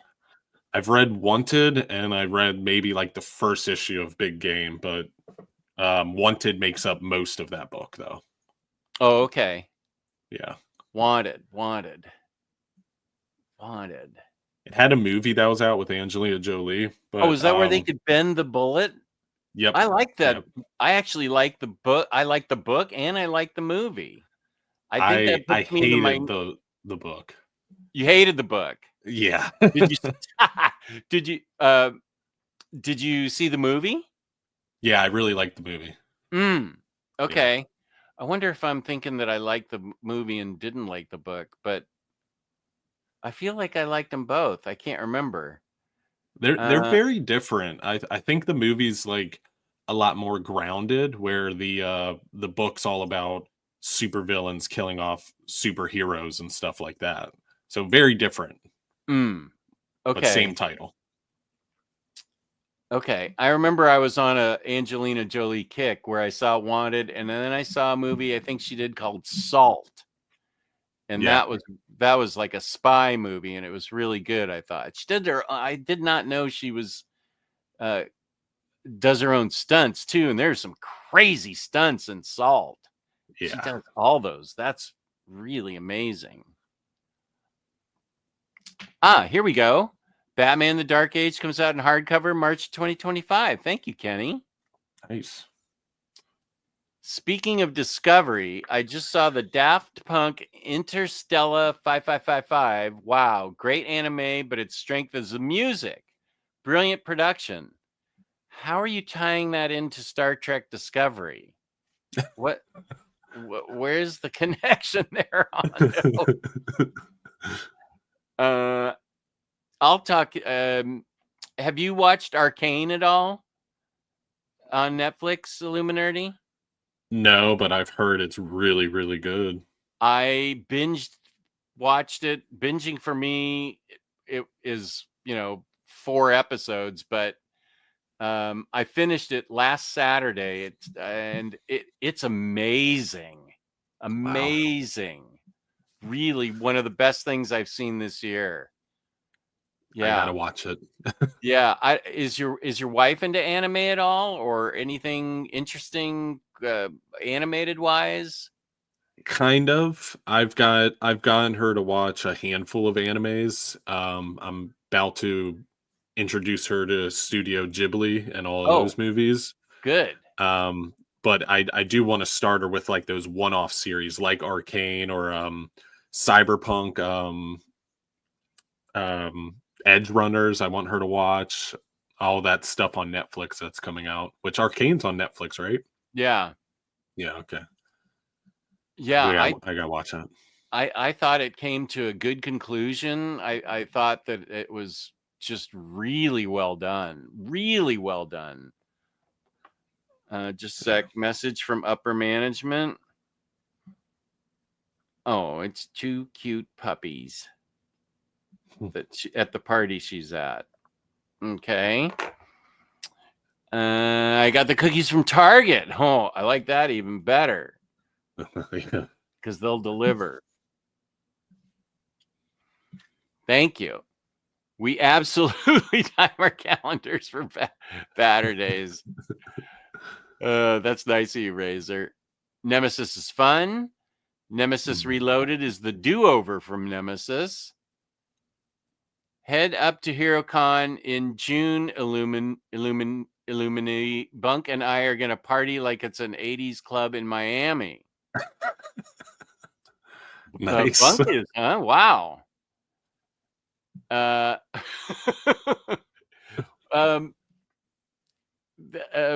Renee is Spawn. You're good friends with Bunk? He's going to be on, I think, next Friday on OmniBros. Bunk is a great guy. Yeah. I did not know that he was a partier like an 80s club in Miami. That's a big statement. But it sounds fun too. I would like to go. It'd be fun to meet Bunk in person, and you too, Renee, especially if you're partying. I mean, I can't take part in it, but I can watch you have fun. Big Game was crazy. Like Nemesis never happened. Reloaded starts saying Nemesis was just rumors, but this is what really happened. Okay. A lot of the freeway chase scene from Salt was filmed a few minutes away from where I work. That's cool. Puppies. Yeah, I'll show you them. Just a sec. These are the puppies at the party she's at. Oh. Speaking of animals, has Queen Lily come around, or she's completely done with visiting you? You know, it's funny, Kane. I think I told, I don't know if you were in the chat when I told everybody that she spent the night with us last week. She came in at 11, got up in my wife's side of the bed and stayed there. My wife had to sleep in the guest room. This was around 11, and I was like, well, we texted the owners and said she's here for the night, or here for now, and I just fell asleep. And around 2, I felt this little paw just tapping me, and I'm like, oh, does she want to go out? And I woke up, and no, she was just telling me she was shifting positions on the bed. And she jumped down around 5, and I thought, oh, now she wants to really go out. But no, she just wanted to go downstairs and sleep. This is great. She slept in my arms 2 different times for like 10 minutes while I was sitting down, and that was awesome. Oh. And she finally went home about 7, so she did spend the night with us. But ever since then, we haven't been able to get her back in. We thought that was kind of the breakthrough. She was back wanting to be coming in with us, but no, but that was awesome. I really enjoyed having her spend the night, having a cat sleepover. I got the Wanted Big Game Library Edition mainly for big game, but did reread Wanted. Forgot how crazy Wanted was. Yeah. Okay. Very edgy. Very edgy. Okay, yeah. Bunk will party with anyone that loves and watch WWE. Well, I just had it on, so I'm his guy. Except I don't really party anymore, but I could sit there and watch him have fun. Yeah, she's having fun. Oh, it's already 10 o'clock, so she must be having a lot of fun. She went over at 6. Let's see. What's another book that I have? Oh, this is a good one that I haven't finished, which is crazy that I haven't finished this yet. Wind by Tiny Onion. Oh, yeah. Have you read this book at all? I've heard it. I haven't read it, but I've heard it's really, really good. Yeah, I've only read the first book, and I loved it so much. It's kind of crazy that I haven't read 2 and 3 yet. But in a world where magical heritage is, wait, let me highlight myself just so I can show the art, is punishable by death, a young boy named Wind must hide his true identity and pointy ears from everyone in Pipetown, even if it means he'll never have the normal life he wants. But when his secret is threatened, Wind is forced to leave his home behind to embark on a dangerous quest that will put him at the heart of a royal conspiracy beyond imagination. Now on the run with the boy of his dreams, his best friend Oakley, and a literal prince, Wind will have to embrace the magic within himself if he wants to save them from the shocking dangers that await. I am planning on finishing this, or at least read through book 3 so I can include it on my next magic video. This book is really, really fun, and talk about world building with characters you care about. You really get invested with these characters, and it's it's Tiny Onion. I think he's at his peak now. I don't know how he could get better, because everything that's, first of all, he's very prolific, and everything that's been put out by him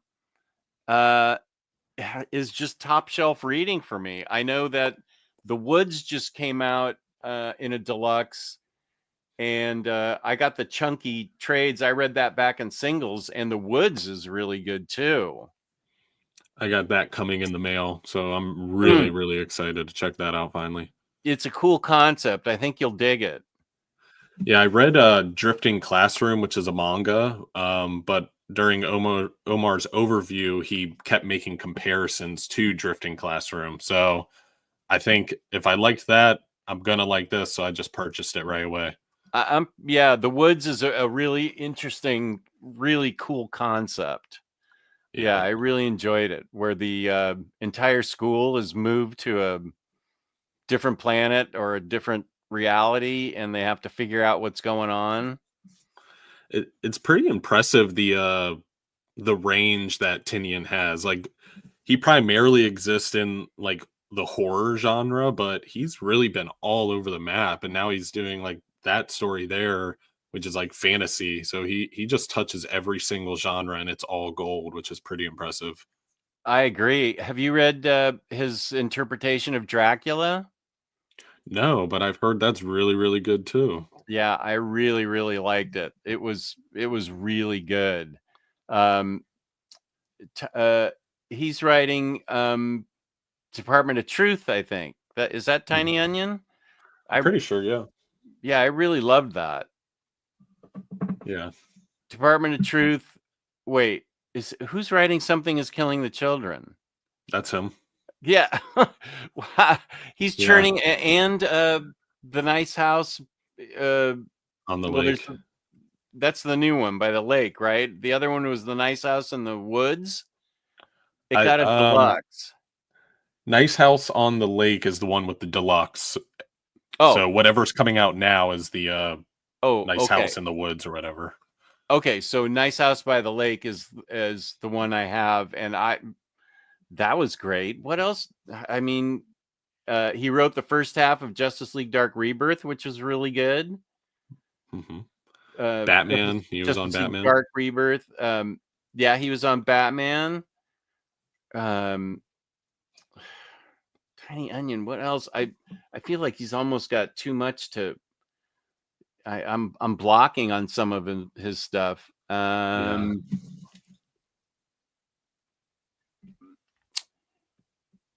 Nice House by the Sea. Okay, that's the new one. So Nice House by the Lake was the older one. Thank you, Jewish Dragons.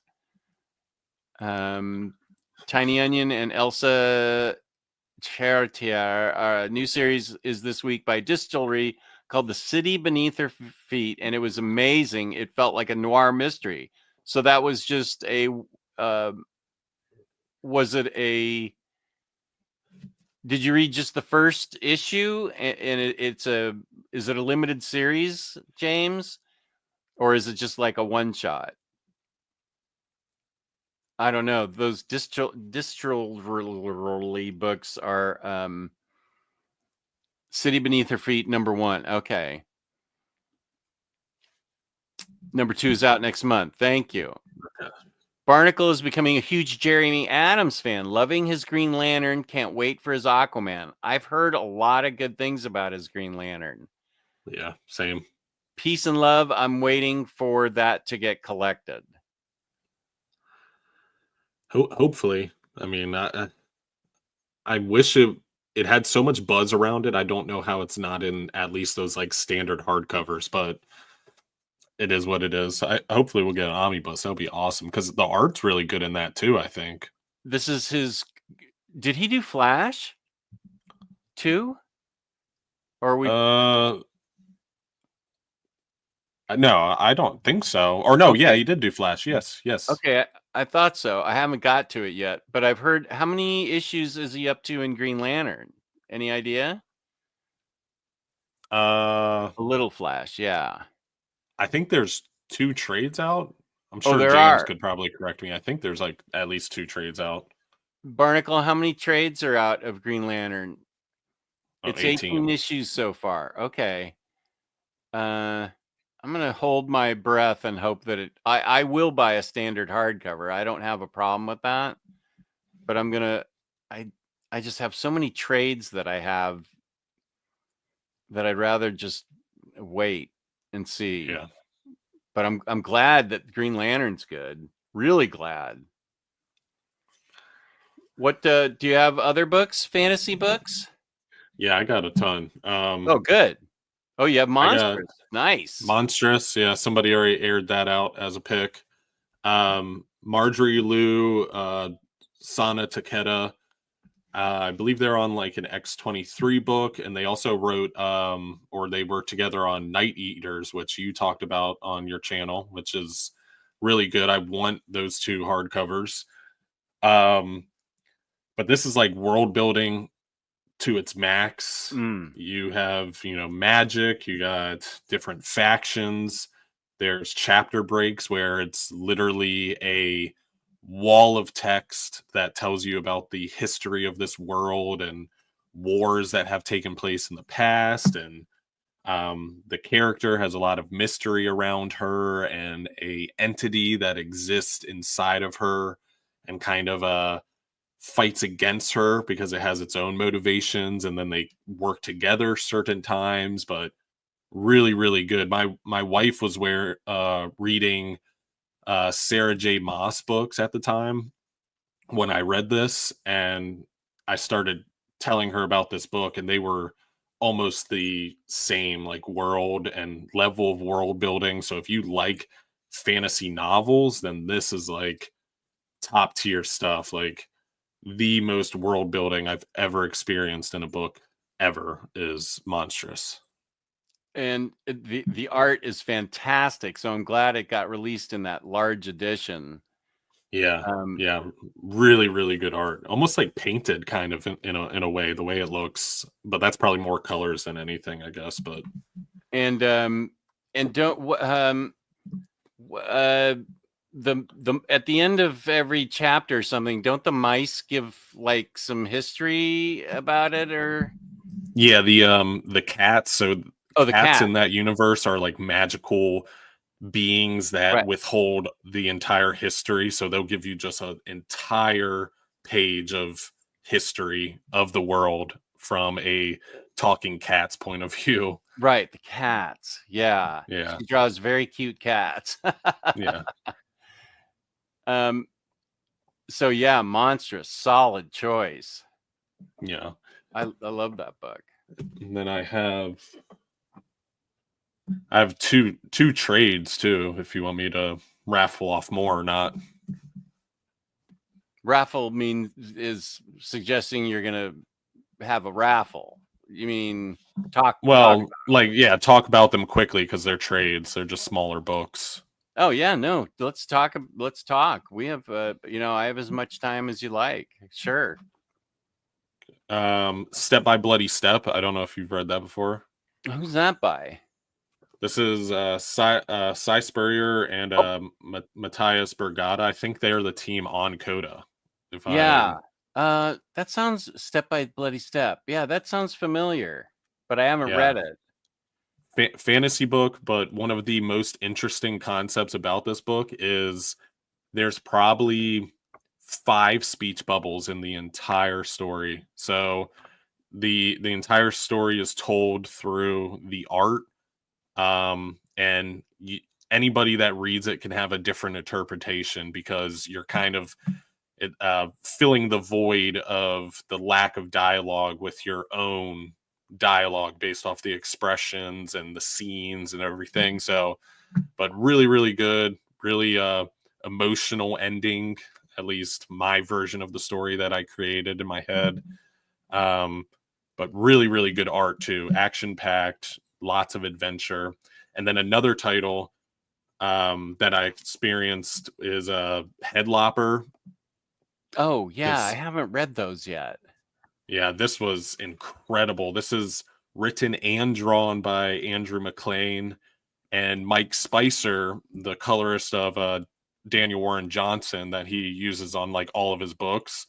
This is high fantasy, follows Norgal, who's known as the Headlopper. He's pretty much just a monster slayer, and he gets sent on a mission by a queen to stop a warlock of sorts, keeps creating monsters and has his own motivations, and you get to follow him. And he's kind of like a unkillable hero, and he kind of dives into that trope where he's just a hero that always comes out on top, and you just kind of follow it. But the fun aspect is he has a witch's head on his back, which is a head of a witch that he cut off and carries around with him as he does these quests. And the witch has a really, really odd sense of humor, and she's almost a weapon in a way because he hits people with her. And she's alive still?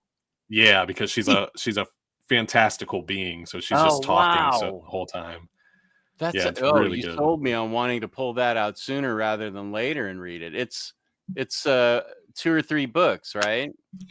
I think there's 3 out, but this is the Okay. first one. This is the first Okay. one, which is The Island or a Plague of Beast is what it's called. Mm. Yeah, really good. That one blew me away. NFL Dude agrees with you. Headlopper is an amazing comic. Oh, and our Kiwi Beyond Comics says my partner also loves Sarah J. Maas. I'll have to recommend that to her. Yeah.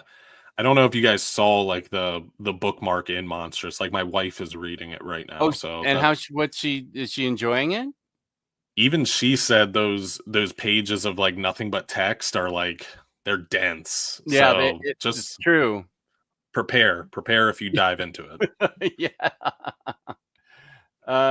My choice. This is the second one because I have the first one filed someplace where I couldn't really find it, but it's Barbaric.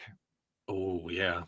And I really love this book because it is a barbarian who is cursed. He's completely evil, and and just wine, women, song, murder. That's his life. And he gets cursed by these witches to only do good from then on. And he has an axe, and the axe is a talking. The axe is a talking axe that gets fed by the blood that he uses to kill the bad guys. And he's forced to do nothing but good. And then he partners up with a young witch, and they become a trio of do-gooders, with the witch doing her witch thing. And I, Michael Moretti, and I can't think of what else he's done, but actually they may say here what else he's done, because I know that I've read something else that he's done. This is by Vault Comics. This is a really, really well done. I mean, the talking axe is just hilarious, and it's fueled by the blood of the villains that the warrior has to kill, the barbarian. And it's the witch is a snarky, smart talking, quippy witch, which is really fun. This whole book is I bought all the trades, so you're almost guaranteed to get a deluxe, although I don't know what Vault's policy is. The art's great. What's weird is the first book was a standard hardcover, and then it's nothing but trades after that. But follow Owen and his magical companion, the Tender talking axe, as they spread kindness and hope in a world gone bad. Just kidding. Owen, Axe, and Soren, that's the witch, are back, and so is all the mayhem and bloodshed that follows them wherever they go. This time they're out to settle an old score against Gladius, a wicked adversary who did Owen wrong way back in his barbarian days. And the art is really, really, really, really good. Yeah. Wow. Yeah, I really loved this book. It was I think it was one of my top books whenever the first one came out, maybe 2021 or so. But it's funny and really sharply written. I really oh, that's right. The axe can get blood drunk too. That's right, Kane. Yeah, it gets drunk on blood. Barbaric is hilarious comic. Barbaric is fun. Good. I'm glad you guys know it and like it. Yeah, that's right. I forgot. It got drunk on blood. I think I wanted to get that, but I found it weird that the first volume was in hardcover, so I was waiting for another one, and that's why I never got it. Yeah, I just sort of sighed and said, okay, I just want to keep reading this. And this will be a good book, a supernatural book. It's got a witch in it, but it's also got the barbarian, but it's got the magical estimate. I mean, the magical component in it. So I'm not sure where I'd file it. They kill a lot of monsters, so it could be a monster thing, but it also could be a witch's thing. Well, it is very much fantasy. I wonder if it's really a supernatural comic at all. It's as I say, it's true to the fantasy element.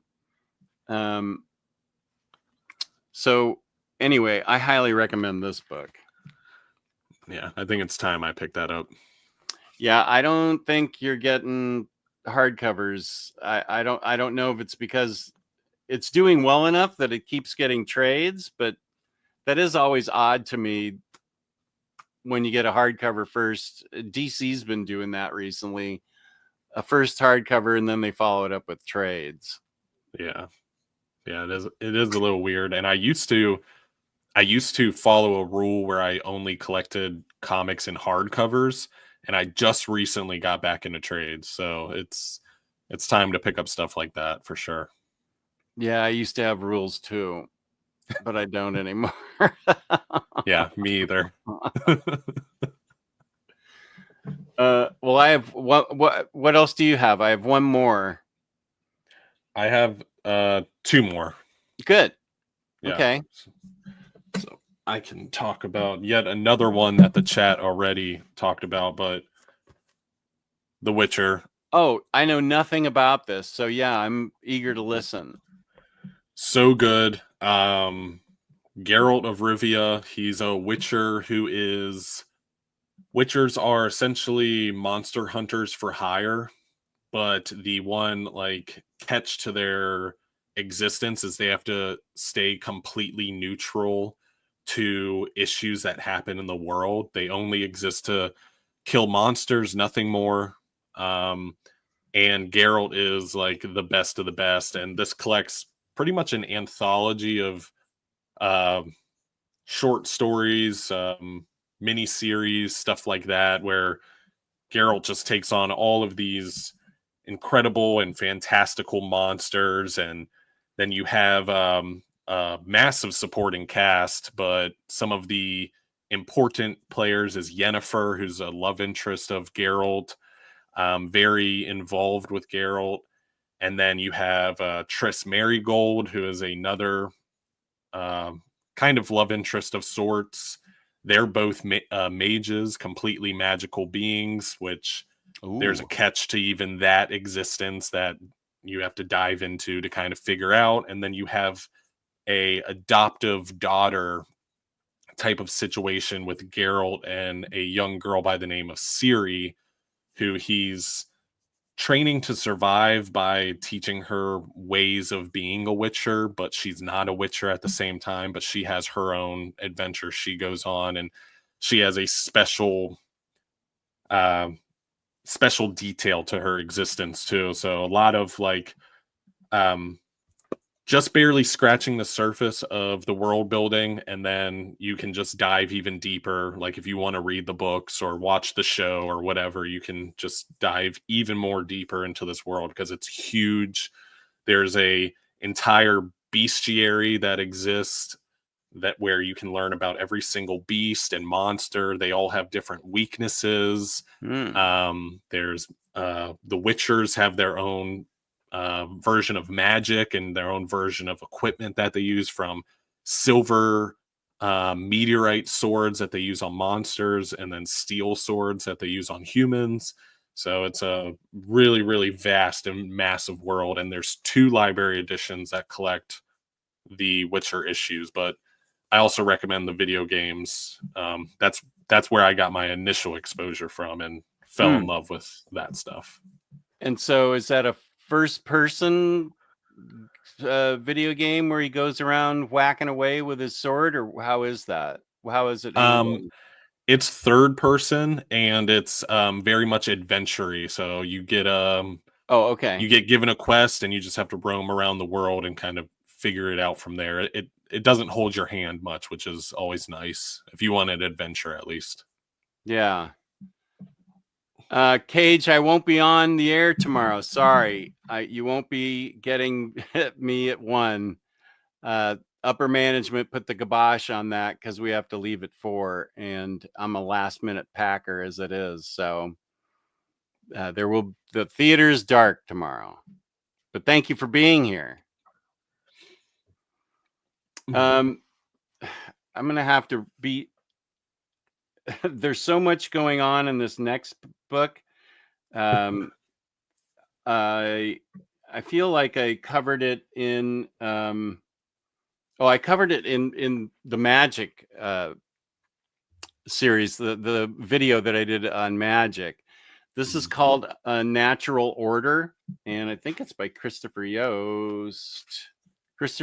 And great art by Val Rodriguez, good colors by Dirba Kelly, and great letters by Andworld.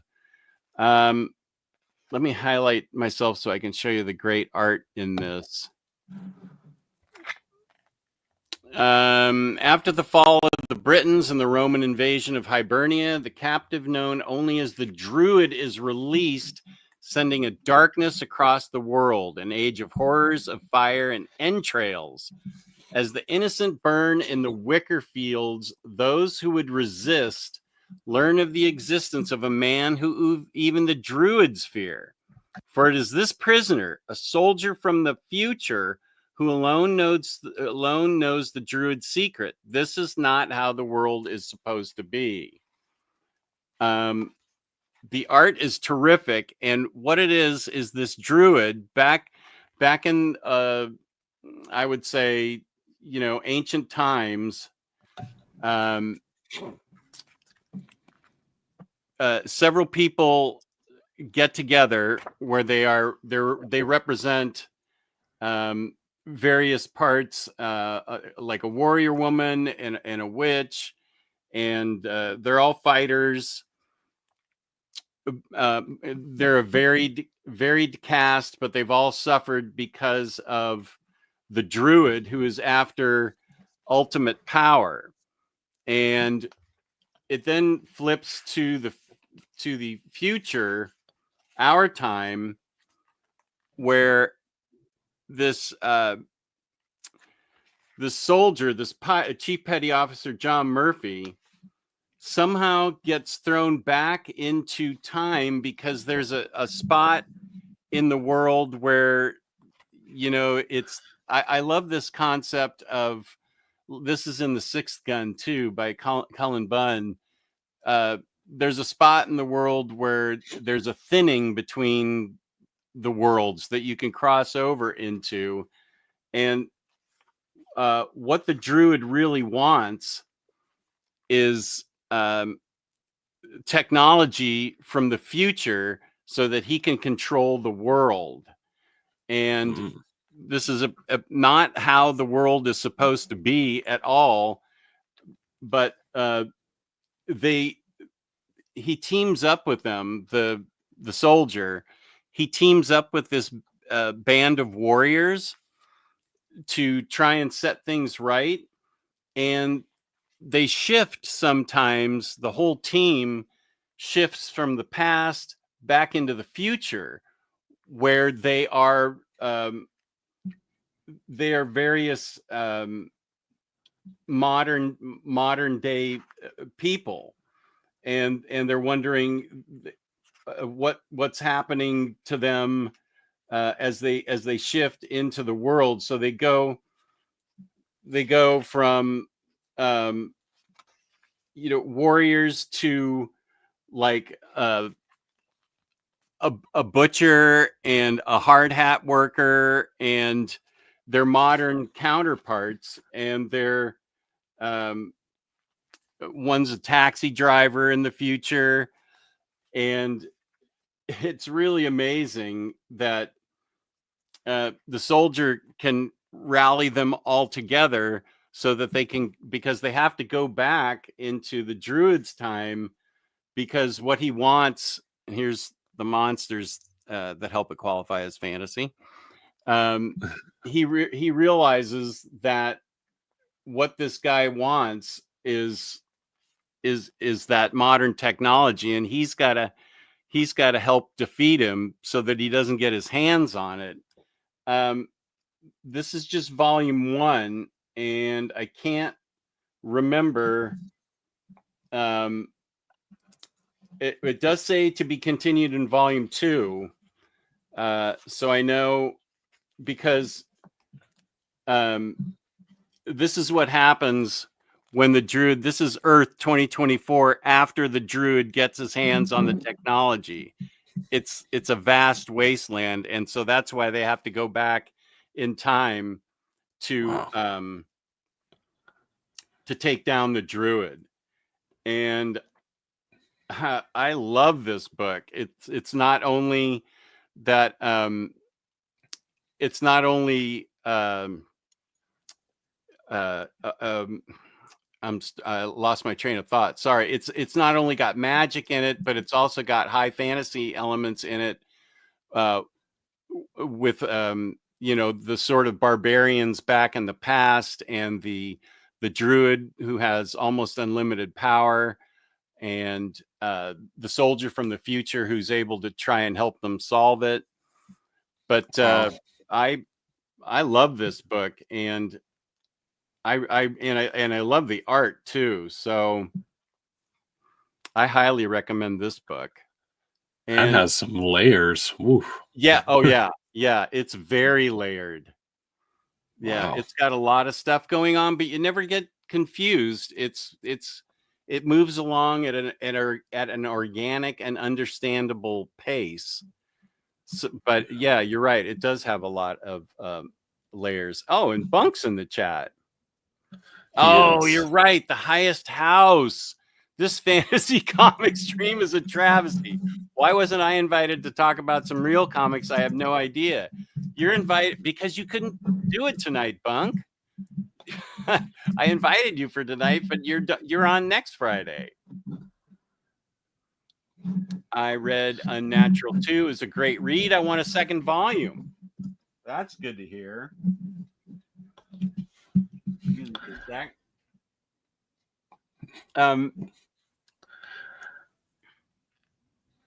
James is going to bed. That's a first.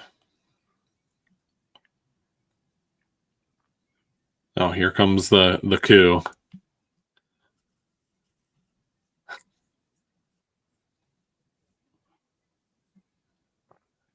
Yeah. If you like the lack of mention of highest houses, Tyler's fault. Just a sec.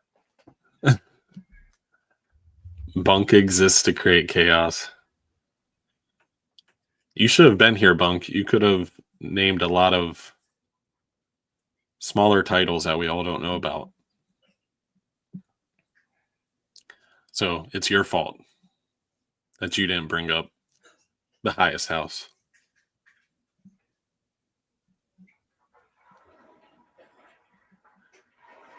And I heard you're gonna party at Heroes Con like it's Miami too. I expect videos.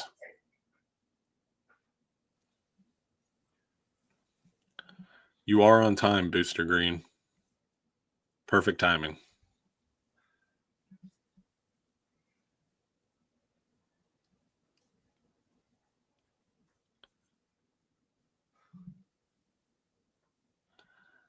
No rebuttal, Bunk. Come on, man.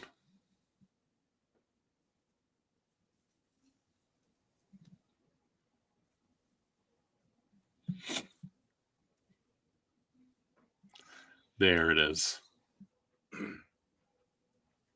Excuses, Bunk. Yeah. Well, I'm glad you guys had a good time. And I'm sorry, but I just got sick to my stomach. I don't know what happened, but I don't think I can continue this because I have a date to keep throwing up. I apologize. I don't know what I ate or what happened, but Bunk, next week you can come on and talk about Highest House and wrestling and whatever else you want. No, it wasn't your fault, Bunk. Here's InStockTrades.com where you can get 30 to 60% off plus a 2% discount, loyalty discount. We're giving away the $50 gift card December 30th, which is the Omnis, our collected edition special. And free shipping on $50 or more from IST on orders in the United States. Fabulous customer service, fabulous packaging. That's InStockTrades.com. It definitely wasn't your fault, Bunk. Yeah, I don't know what just happened. It just all of a sudden hit. You need to go lie down. Yeah, I do. Something weird just happened. I don't know what it was. But this has been fun. Illuminerdy. I'll make sure to get your links in the chat, in the description. Illuminerdy's a great guy with a great channel. And next Friday, yeah, I bet. I lost all my color. I bet. Thank you, Beyond. I appreciate it. This may have just been a one-off. I don't know. But Illuminerdy's a great guest, and we're really happy to have had him. Thank you for being on, Illuminerdy. Yeah, no problem. I hope you feel better. I knew it was bad when you walked away like that. So yeah, I needed to hurry away, and I'm sorry that I had to tell you the details. No, you're fine. But you can find me on OmniDog's Vault on YouTube and other associated assorted social media. And peace and love to everybody in the chat. This was great. We had a lot of fun, and it's always good having Illuminerdy on. But I'm going to have to end the stream now. And thank you, everybody, for being with us. And we'll see you again on Monday. Actually, I have a podcast with Jake at 4 o'clock on Sunday. I'll try and get details of that and a link where everybody can find me. So peace and love, peace and love. Thank you all very much. Good to see you all, and we appreciate having you here.